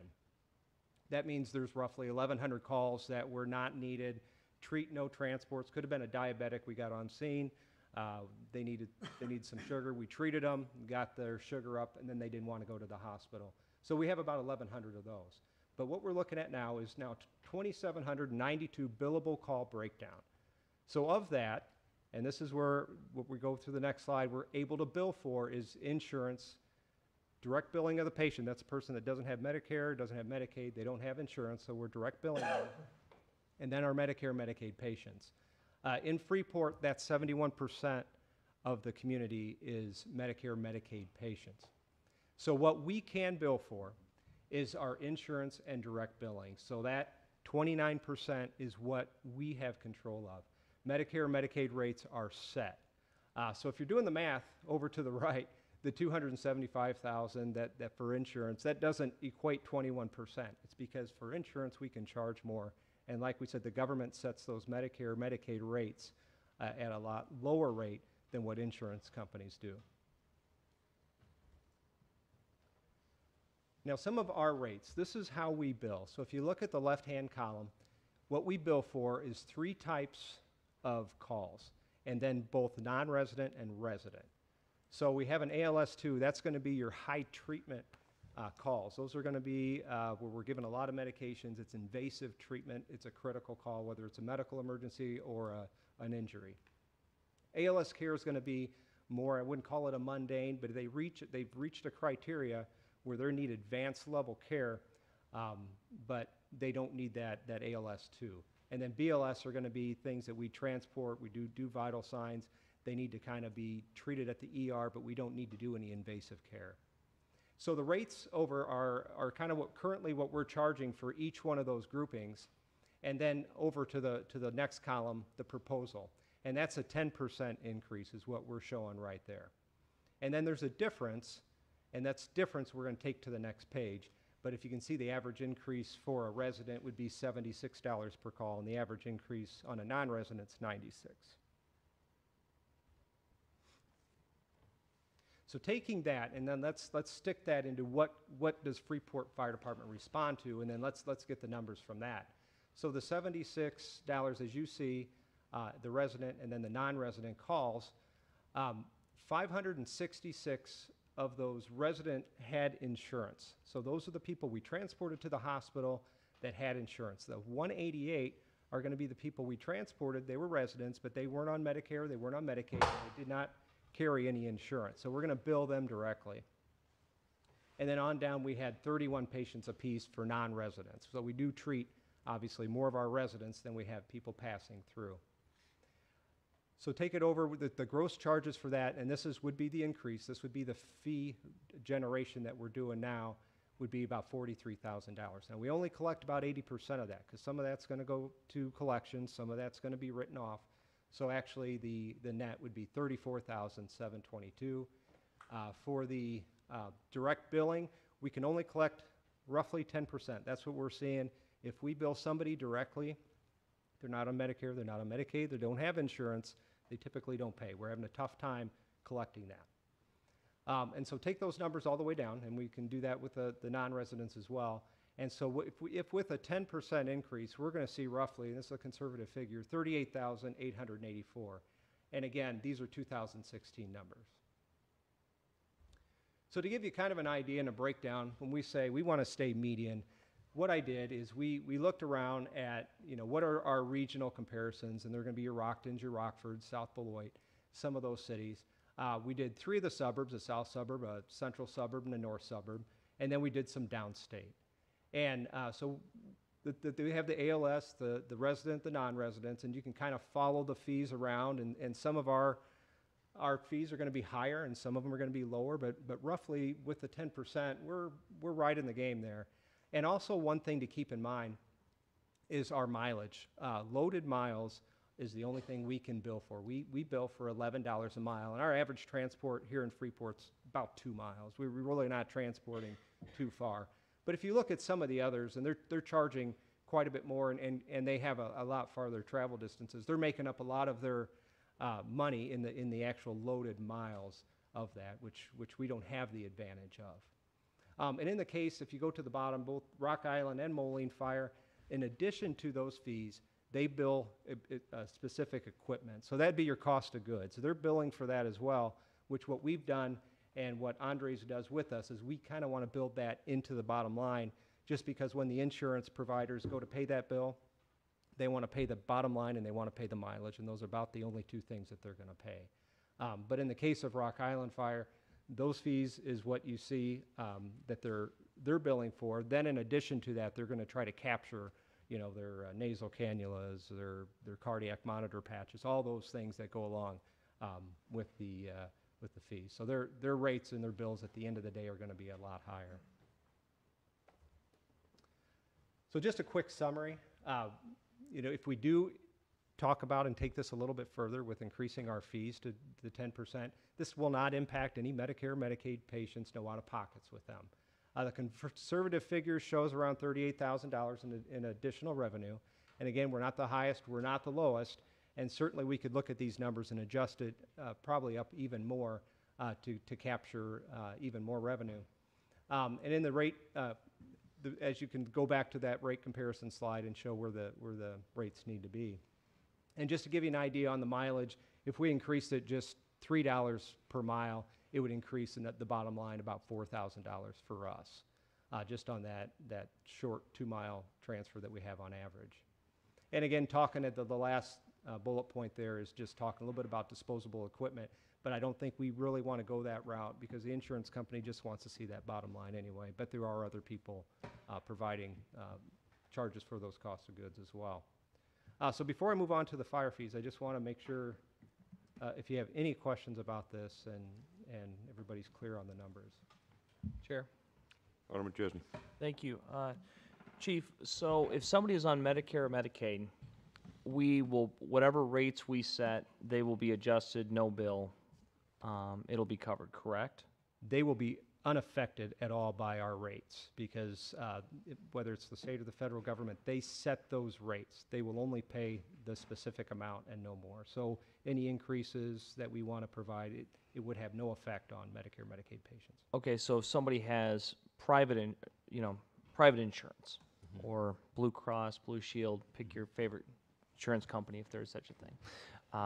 Will we go to, if you have Cigna, we submit a bill, they will pay what they pay, and then we send the difference to the patient? Correct. Okay. And why would we do it different for people on Medicare and Medicaid than we do for those on private pay? What's the logic behind that? It's basically what the government sets, and maybe Lindsay, I don't know if you can answer that anymore, but I'll have her jump into that since they do the actual. Thanks for having me. So there are set fee structures for Medicare and Medicaid. Lindsay, can you step up to the mic? I'm sorry. I always get so nervous. There's so many eyes. There's different fee schedules that are set. So Medicare and Medicaid has set the fee schedules, and they usually come out at the first of every year. And regardless of what you charge, you can charge $2,000 a run. For BLS, you could charge $2,500 a run. The gap from that $363, which is average, let's say, for a BLS Medicare patient, The gap between that $2,000 and $363 is uncollectible regardless of what billing company you are, whether it's myself, another billing company, the actual fire department, because of those set fee schedules. So your write-offs, yes, the higher you charge, your write-offs, your contractual write-downs are gonna get larger, but it's uncollectible, and you can't send a Medicaid patient to a collection agency for the remainder balance. By law, we can't do that. Could I do a follow-up on that? Mike? Alderman Clem. What about Medicare Advantage? Or, an Advantage plan, which is completely different than Medicare, that there's a proposed rate set by the insurance company and that goes up according to whatever the fee is in the area. If the Medicare plan that you have, it's still that set fee schedule. So no matter what you charge, if it's it depends on what you have, if they'll pay, but as a Medicare patient, you still won't be responsible for that full. And if it's a replacement policy, there are still set fee schedules with those replacement policies. But if you pick an Advantage plan, you no longer are in Medicaid. Basically, the government's paying for your insurance provider to keep you healthy. So it's a whole different ballgame. I'm just asking, it's just something that, it's another iron in the fire. If I go down, if you raise your fees $50, who's to say that Aetna and Blue Cross and whoever in the area aren't going to raise our deductible fee for an ambulance? How overall that works, I That's don't. okay. I just wanted to bring up that there was another side here that, everybody writes off Medicare and Medicaid as the same thing, and it's not necessarily. No, it's not, but there are those set fee schedules and they pay different amounts, but anything above that is uncollectible and it's considered a contractual write-down. Chair? Alderman Chisholm. Few questions, if I could have a little latitude. So 75% of Freeport's covered. Medicare, Medicaid, they paid into the system, have no issues with that, and those that need a little help, no problem. So 10% of those that are in the pool are direct pay, to which only 10% of those pay. So direct pay is reasonably rare. So we're talking about a person, in most cases, that is over the age of 26, under the age of 65, that has enough money to afford their own insurance. That's the pool of people we're trying to raise their fees on. That's correct. And so what we're saying is that the 75%, the government says it is what it is, and so anybody over 26, under 65, I would argue in kind of the middle class range, that's the area that we're decided that we should target.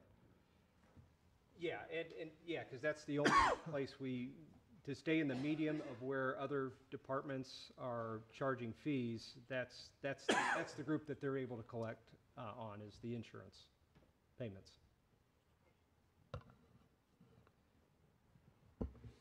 So of yes. It's your turn. Any further questions? Okay. One question on Todd, on your last slide that you had up there that we don't need to see. That's okay. You mentioned that we don't charge for supplies or anything. Okay. Correct. And you said it'd take an ordinance change to do that. What's that? It'd take an ordinance change to do that. Yes. Could somebody give me a logical reason why we don't charge somebody that you give how many doses of Narcan to a fee? Well, and in that, the fees we're trying to build in, we certainly could, and Lindsay and I have talked about it, but we're trying to, the problem that they get into is when the insurance company goes to pay the bill, they want to pay that bottom line. So if there's other fees in it, then they're trying to capture those fees as well. So they build it into the baseline. So essentially, if we'd say, you know what, there's no way we can capture, the medications that we're given, the IV supplies, the O2 supplies, then we would need to raise our fees 20%, 25% to start capturing that as a bottom line. Insurance companies pay by two line items, and they pay by base rate and they pay by mileage. So anything outside of those two line items, they don't recognize. So if you were to charge an itemized billing we would get that, and we would read it, and we would just add everything up anyways, and then we send it off to the insurance company to pay by those 2 line items. If we send it as an itemized bill, they won't even look at them. So what we're doing basically is we're just adding everything in as is, and then paying by base rate. Mr. Chair. Chair? Alderman Chesney. So the proposal is let's take a look at Medicaid for somebody that falls on tough times and needs a little bit of help. So when they send in their payment, you're saying the city of Freeport will accept what they send us, right? The rate. But for somebody that's on private insurance that is paying $300 to $1,000 a month with the deductible, with the copay, with all of that, we want to raise the rate on those people too. And then whatever the insurance company doesn't pick up, we're going to send them a bill. Yeah, that's correct. Chief, I have a couple of quick questions for you here. And granted, my memory on this is a little older, but if I remember correctly, when I was still on doing this, when we got our supplies, if we took the patient to the emergency room, that they kept track of the supplies we took, and the patient was charged for those supplies through the emergency room. Now, if that is the case, do the fire department still get charged for that? Or if it is in fact that they charge them for what we've used and what they replaced, does the fire department not get charged for that since the patient is getting charged for that? We, basically, whatever supplies we use, we have a line item budget that we replace those supplies with. So whatever we use on the way to the hospital. Now, what the hospital starts to use, I don't believe they're billing for what we've used in the field, not to my knowledge. But whenever we have to replace any of the medications at the pharmacy, we would get billed for those type of items. Would that be something that you could discuss with the hospital, and perhaps there's some way to do that and save money for the fire department? If you haul a patient up there, they replace the drugs, charge the patient for the drugs, and we don't have to pay for them? Is that something you can investigate? I mean, it would be, I know what some of them drugs cost. It would be a very considerable savings if we could do it that way. Yeah, we can definitely have that conversation. Okay, appreciate that. Mr. Chair. Alderman Busker. This would be for the billing company probably. On average, how much of the ambulance bills, percentage-wise, do the private insurance companies pick up before there's a bill sent out to the patient? Usually 80%. Okay. 80% of the bill. Mr. Chair? Alderperson Brescia. Thank you. I'm not trying to be unpopular when I bring this item up. I'm referring to the public assist. How many communities do the free public assist without charging the constituents? And is there a cutoff of what is actually considered a public assist and what's actually considered a medical knowledge? I mean, we're sending a vehicle, paying for the gas, paying for professionals, paying for basically a traveling hospital to that address. I can answer for Moline. We don't do that here. And in Moline, we do one free per year, and then after that, they would start receiving a bill. It wasn't popular, but it was, what they were trying to target is your high users. And ever so often you get a user that they'll call consistently for 2 or 3 months. And it may be just because of their deteriorating health, maybe psychological issues, whatever the case is. And so they were trying to limit that amount because of the out-of-service time that it was put in the fire companies. Follow up? Thank you. Again, I'm not trying to be unpopular with our community or anything.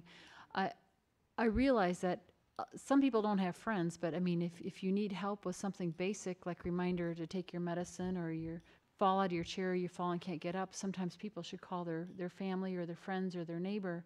And I was just wondering how many of those were repeats, and are we utilizing our resources the smart way by giving all free costs on the public assist? Yeah, those are free of charge. But in the same respect, to play devil's advocate on this one, most of them are taxpayers, and the taxpayers' dollars pays for this. And I'm saying this because I've heard this in the field several times. Well, I pay my property taxes and stuff. Why should I have to pay a couple bucks for you to come pick me up off the floor? So I don't disagree with you, Alderperson Bradshaw, that there should be a fee, because you do tie up a unit. And I can speak from personal experience that there have been times when I have been doing a public assist and was 3 blocks away from a cardiac call and couldn't go because I was tied up in that. So yes, I agree there should be a fee, but understand that I've heard it, and that's the argument you're gonna get. One more follow-up. Please. Thank you. As you know, I hear also of public assists that are sometimes unnecessary, where it is something very minor that they get called for, not necessarily somebody that's elderly that's fallen on the floor. So I was just wondering how we could limit that, and if there's a way to charge them after so many calls, if they knew it was something that was almost, say, a nuisance call or something to that effect. Right, and our firefighters do a really good job of trying to educate, because a lot of times those people, it is an emergency, you know, and in their mind it is. And, you know, a lot of times we get there, we're able to find maybe there is an underlying cause that we end up treating. So we do the education while we're on scene and try to make sure that they understand that, hey, you know, maybe we can get some help a different way. But that's all we can do at this point. Thank you. Chair? Alderman Chisney. When the rates were raised back in 15, I think it was the night before we took office, if I remember, the night of. Am I right on that, Pete? Night of. On the night of. And it was sold to the former council that the reason that the increases had to take place, and I think in many cases they might have even doubled, but the reason they had to come up was because insurance was willing to pay the higher rate. So now the conversation is not necessarily what insurance is willing to pay, but where my rub is, Chief, is that there's 22% of the folks in Freeport that we're looking to raise this on, okay? And these are also the same folks that are seeing double-digit increases in their personal insurance. And now we're saying, oh, by the way, on top of your insurance going up, your deductibles going up, your prescription drugs going up, we're going to send you a bigger bill. That's where and by the way, that doesn't apply to the other 75% of the people in Freeport. That's my sticking point. I understand. And so I'm trying to understand where this is equitable. well, and the only thing I'm trying to bring to you is we're trying to stay in the median. So where the other agencies around the state are charging, we're trying to stay in that median. And just trying to stay up with the rising costs.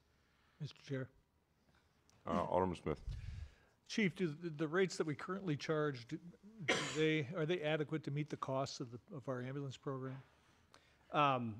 It doesn't, the ambulance doesn't pay for itself. So the firefighters and paramedics that we have on there, like I said, we're fortunate, they're dual roles. So we have that ambulance service. They're firefighters, they go to the ambulance calls, they go to the structure fires. But you know. But if you subtract the salaries, which, I mean, maybe that's not a fair question, but if you subtract the salaries of the firefighters, does it meet the needs of the training and the equipment that's necessary to sustain this program?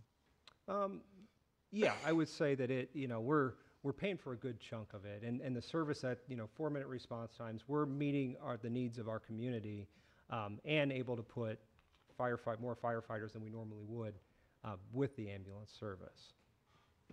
Do some insurance companies have the leverage to negotiate these? I mean, an insurance company could say, well, I'm going to pay $600 and that's it, couldn't they?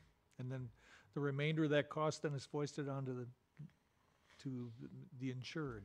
Is that correct? There's write-downs, and it's what they would consider a write-down. So the insurance and the billing company would come to an agreement, basically, because the insurance does a lot of times come back and says, we're not going to pay this part of it.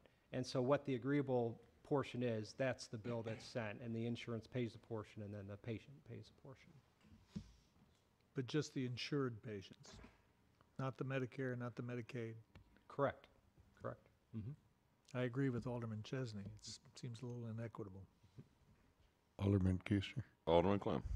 So in other words, to sum up some of this, you've done a great job of giving us bad news. I appreciate that. But to summarize some of this up, in the conversation that we've had, once again, the insurance company is running the whole program. Oh, that's the business. It's, we're at the mercy of Medicare, Medicaid, and the insurance companies. And what we try to go after to try to collect on the people that don't have insurance, it's 3% collection is what we're getting right now on all the collections. So we're doing our best to recoup our costs. Alderman Clem, help me with this if you would. If you remember correctly, the last time they proposed this, wasn't there an increase in what Medicare was paying at that time, and that was another catalyst for increasing the rates on that? I'm not sure on that, Alderman Keister, but I know that the discussion was at that period of time also, and Chief Miller brought it up, was that before a certain period of time, we'll say back before that, what you brought up about all the medication, the needs, everything that you used when you got to the hospital, they used to reimburse that. One of the questions I was going to ask when you mentioned it, that comes out of a line item, how much is that line item? You know, how much are we paying today? And I don't expect you to know it off the top. Well, the budget, EMS supplies is $15,000 a year is what we budget. Okay. Well, I do think, Chief, that I would really like you to investigate with the hospital and see if there's a way that if the patient is transported and they treat them, why can't they charge them for the medication and we don't have to pay to replace them? I believe that was done in the past. Okay. Now, why they stopped it now, I don't know. But I think that's a pretty good cost savings there if we can get that negotiated. Okay. All right. Now, was that the end of your presentation, Chief, or did you have more to go? That was the end of the ambulance presentation. Okay. Is there any more questions for the ambulance part of the presentation? Mr. Chair. Alderman Busker. Yes. We talked a little bit about the sustainability of the program, where the rates are now. In our budget cycle, we pulled 60% of your capital improvement fund to go into the general budget and gave you 40%. All of that capital improvement fund is collected through ambulance fees, correct? That's correct. Follow up? Go ahead. And with that, is the only reason we're looking at raising rates, it's not to further sustain it, but just to keep up with the guys next door? It's to kind of keep up. That's why I did the statewide, to try to stay in the median of where everybody else is. Okay. Yeah, I agree with Alderman Chesney and Smith that doesn't seem equitable. Just to keep up with the Joneses next door. So I don't know. Doesn't seem right. Okay. Yeah. I think we have a chief and I have a clear vision of where the council wants to go here, so on this. Okay. Any further questions on the proposed ambulance fees? Okay, if you want to continue on the fire portion of it, please, Chief. Okay, so this is the fire fee proposal. So Andres works closely with Fire Recovery USA, which they founded or were one of the initial companies that looked at fire billing as a way to recoup costs on the fire side of responses for the fire departments. What they do is they will bill for specific items such as structure fires, special rescue incidents, hazardous materials responses and mitigation, and costs that go involved with that, and vehicle-related incidents. We currently have an ordinance on record now that allows us to collect for any hazardous materials, spills, or releases. What this is, it's considered a soft billing. So a person that is at fault would get a bill, but they're not, it's just the insurance company. It's not them specifically. We're not going to go after these people for any deductible. We're not going to go after them for any other money out of pocket. This is just money that is billed currently into insurance policies now for fire department responses. Our focus here in Freeport for this presentation is just going to be motor vehicle accidents and car fires. And how it works, so you have a vehicle fire or a motor vehicle fire. In Freeport, we had 145 vehicle accidents. We have some reporting issues with the extrications. There are going to be more than that.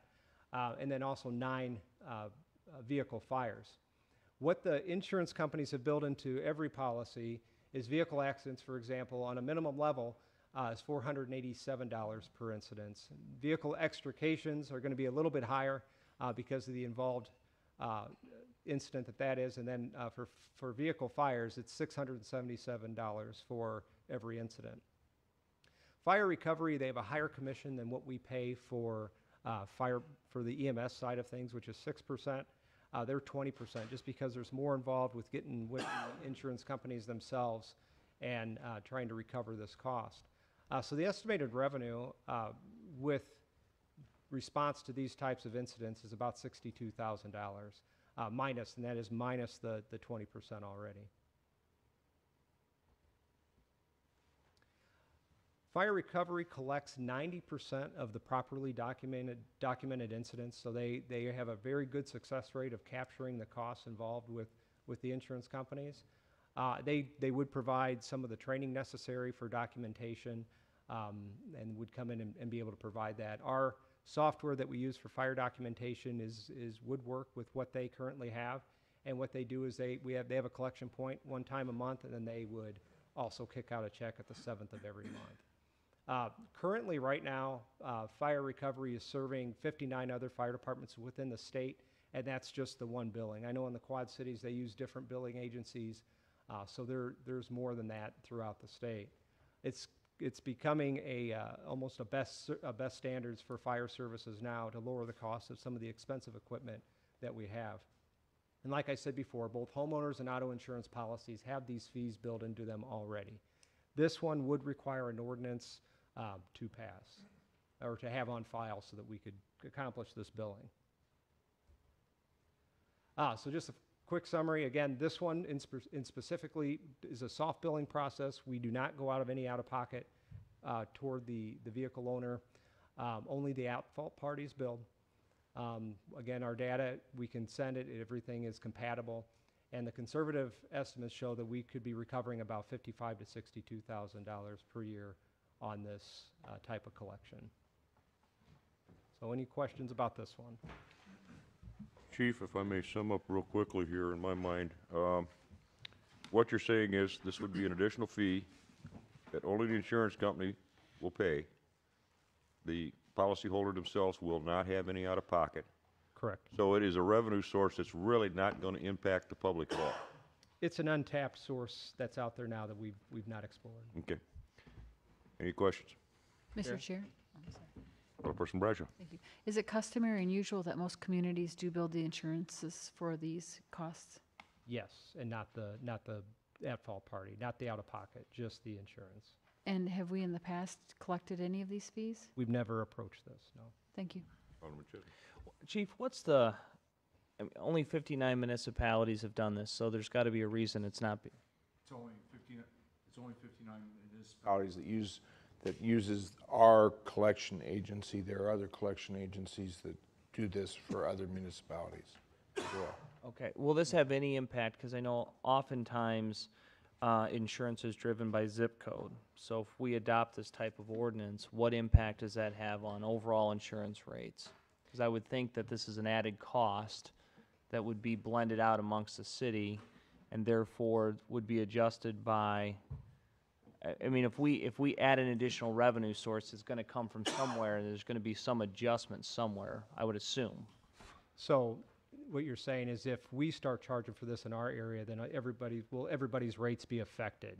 Well, the insurance companies will have to adjust their rates to accommodate for this additional revenue source. It would only make sense. I mean, the insurance company's just not going to eat it.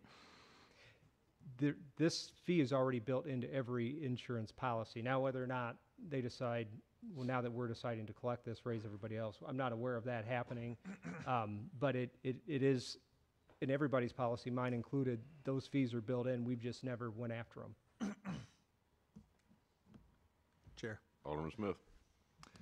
Can you explain the process for determining the at-fault party? I presume you're talking about traffic crashes primarily? Correct. It'd be a police report, police determination of at-fault. And that would be the motorist, or rather their insurance company would then be given the bill? Correct. For services rendered to both parties? Correct. But it would just be one fee. There's two vehicles involved, I think it would just be one fee, even if it's a two-car accident. Unless there's an extrication involved, then there'd be a higher cost. I think what he's getting at, if I may, is if you respond to an accident call and there's more than one vehicle, you're saying you're only going to charge one fee. But if you have extrication, it's not going to be the accident fee plus extrication. It's just going to be the extrication fee. Correct. It's only going to be one of these fees. It's not going to be a combination of them. Yes, correct. Thank you. Sure. Chief, what do you do in the event that there is no insurance? Is this only to bill insurance? Yes. Okay, so what do you do if there's a dispute on who's at fault? At what point does the billing company come in? Do they wait until that's been settled? You know, because sometimes there's a disagreement with the insurance company, and then also there's court proceedings, and some of this can be drug out. I guess my concern would be are we going to be sending a bill, and they're going to say, hey, this is being disputed, and then they're going to go to collect. See where this can unravel quick. And to my knowledge, that is why that commission fee is higher, is they're doing that arguing for it. And I believe that's the way you explained it to us, was that's why we have that 20% commission fee, is because they are going to do that fighting to make sure that whoever is at fault or wherever that determination is made, that insurance company then is billed for that item. So if it's in litigation, then they would it would be the same thing. Fire recovery would do the same thing that the ambulance billing is. So we would put it on litigation, and we would continue to follow up with it. We would call the insurance companies to see, has this been settled, and we would go from there. Chair? Alderman Chesney. Approximately how many customers you have in Illinois, roughly? Fire recovery? The first piece, the ambulance billing. Ambulance billing? In Illinois, I would say we have over 200. And how many do the fire recovery? Probably 60 to 70 in Illinois, I'd say, give or take. And what's the reason why aren't you at 100%? Not everybody wants to do it. Not Why? everybody is on board. But there's a reason why. Everybody's funded differently, and they don't need the money. Never met a municipality in Illinois that will say they don't need the money. So there's. I mean, even for ambulance billing where I live, we don't even charge. They don't charge their residents at all. That's just the way that they're funded, and they don't want to charge us.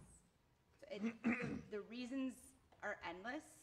I could go to Waukegan, and they're charging everything up and down, and I could go to Cary, and they're only charging for MVAs for non-residents. So they don't want to take any money out of pocket or out of their residents' insurance, regardless, for an ambulance or for a car accident. Spiller pays, like liquids on the ground, the fire department just eats it.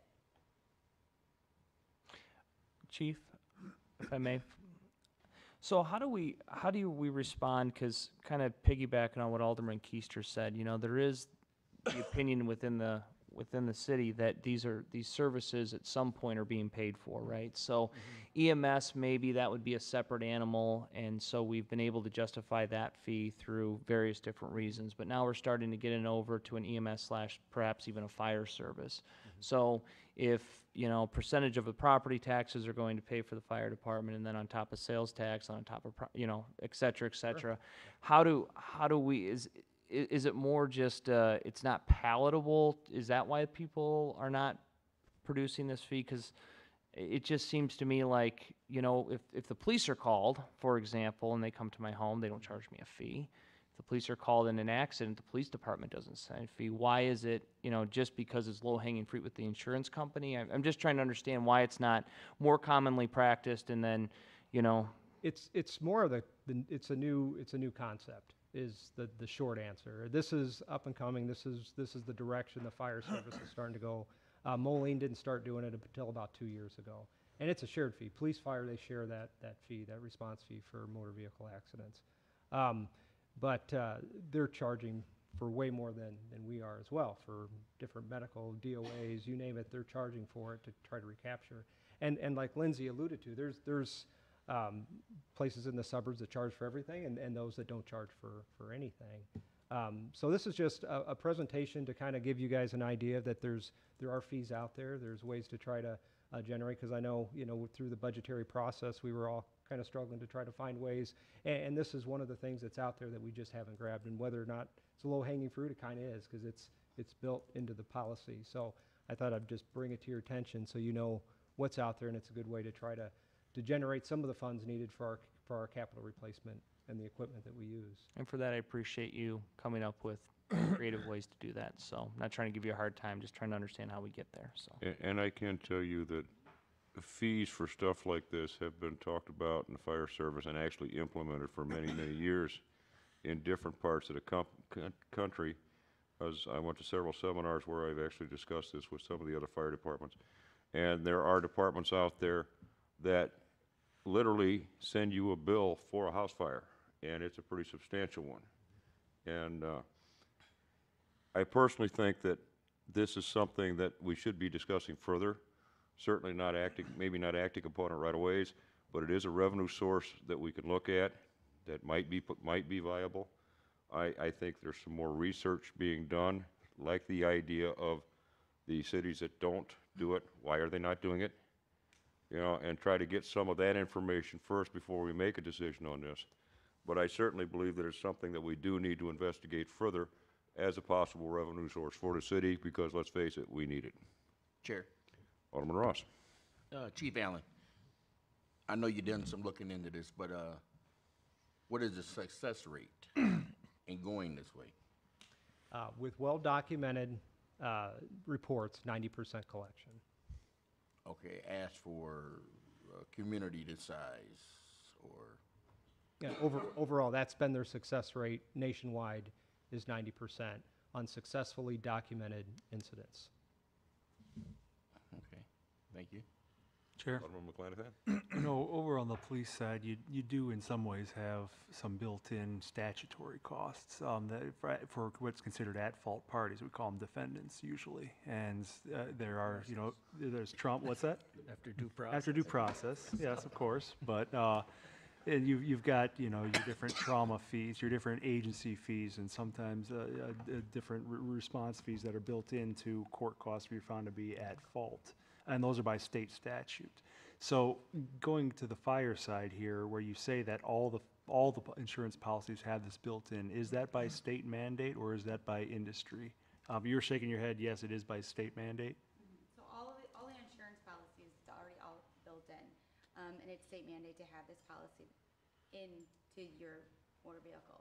So the state's mandated that these fees have to be or potentially collectible, or they're offered as part of a policy, and it's just up to the municipality as to whether you bill for them or not. Yes. In fire recovery, the office is actually located in California, and they do have over 900 customers, far more than just A and B, Andrews Medical. So they do have 900 customers, and they're in about 42 different states. So as a whole, they are larger than the ambulance portion.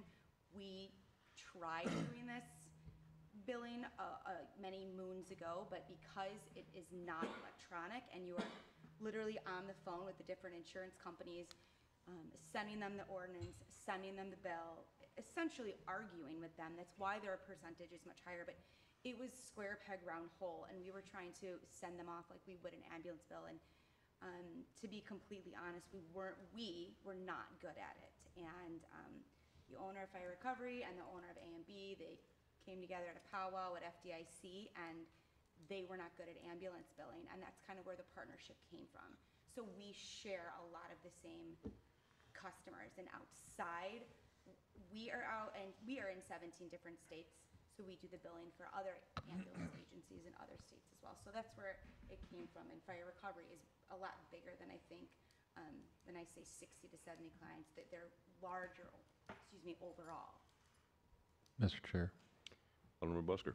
So you say this is built into every policy, so it's one of those numbers that I overlook and I just write the check every month. But so if, we're not charging for this and I get in an accident, my insurance company's just getting a fatter pocket. Is that the case? Yes, sir, basically. Okay. And you can't call, like say you live you cannot call your insurance company and have that removed. Basically, have a less fee. They won't remove it. They can't remove it. They legally have to have that in there. Because if you were to go to Barrington Countryside and get into an accident, Barrington Countryside is going to charge you. So it's built in regardless of where you live. Chair. Alderman McClanahan. So since it is state mandated, it's already built into every premium? Yes, sir.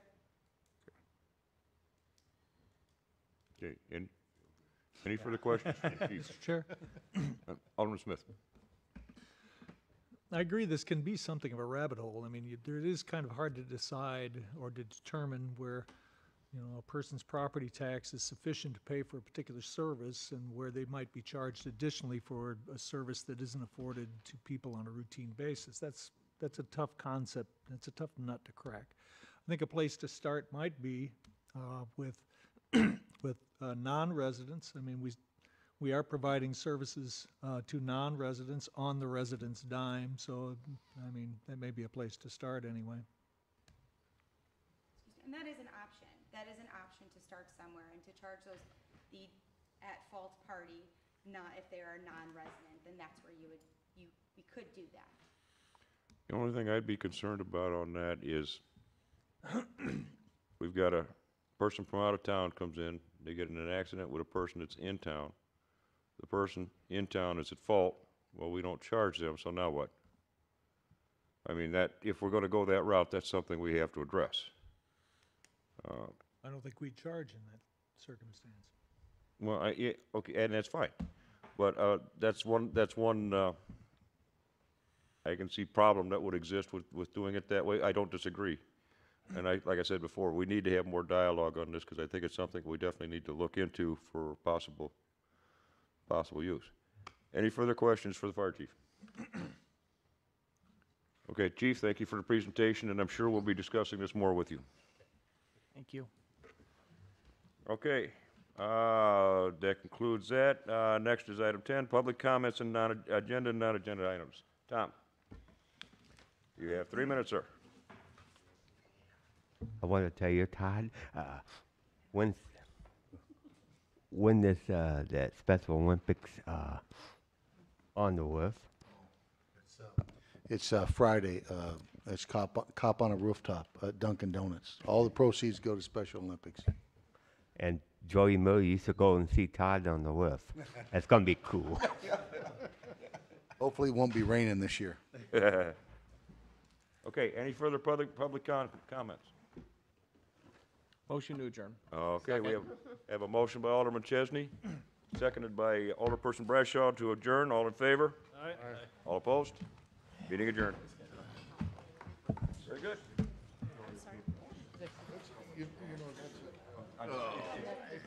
Out of this here, it sounded like you. I apologize. The other one is It not. wasn't intentional, I assure you.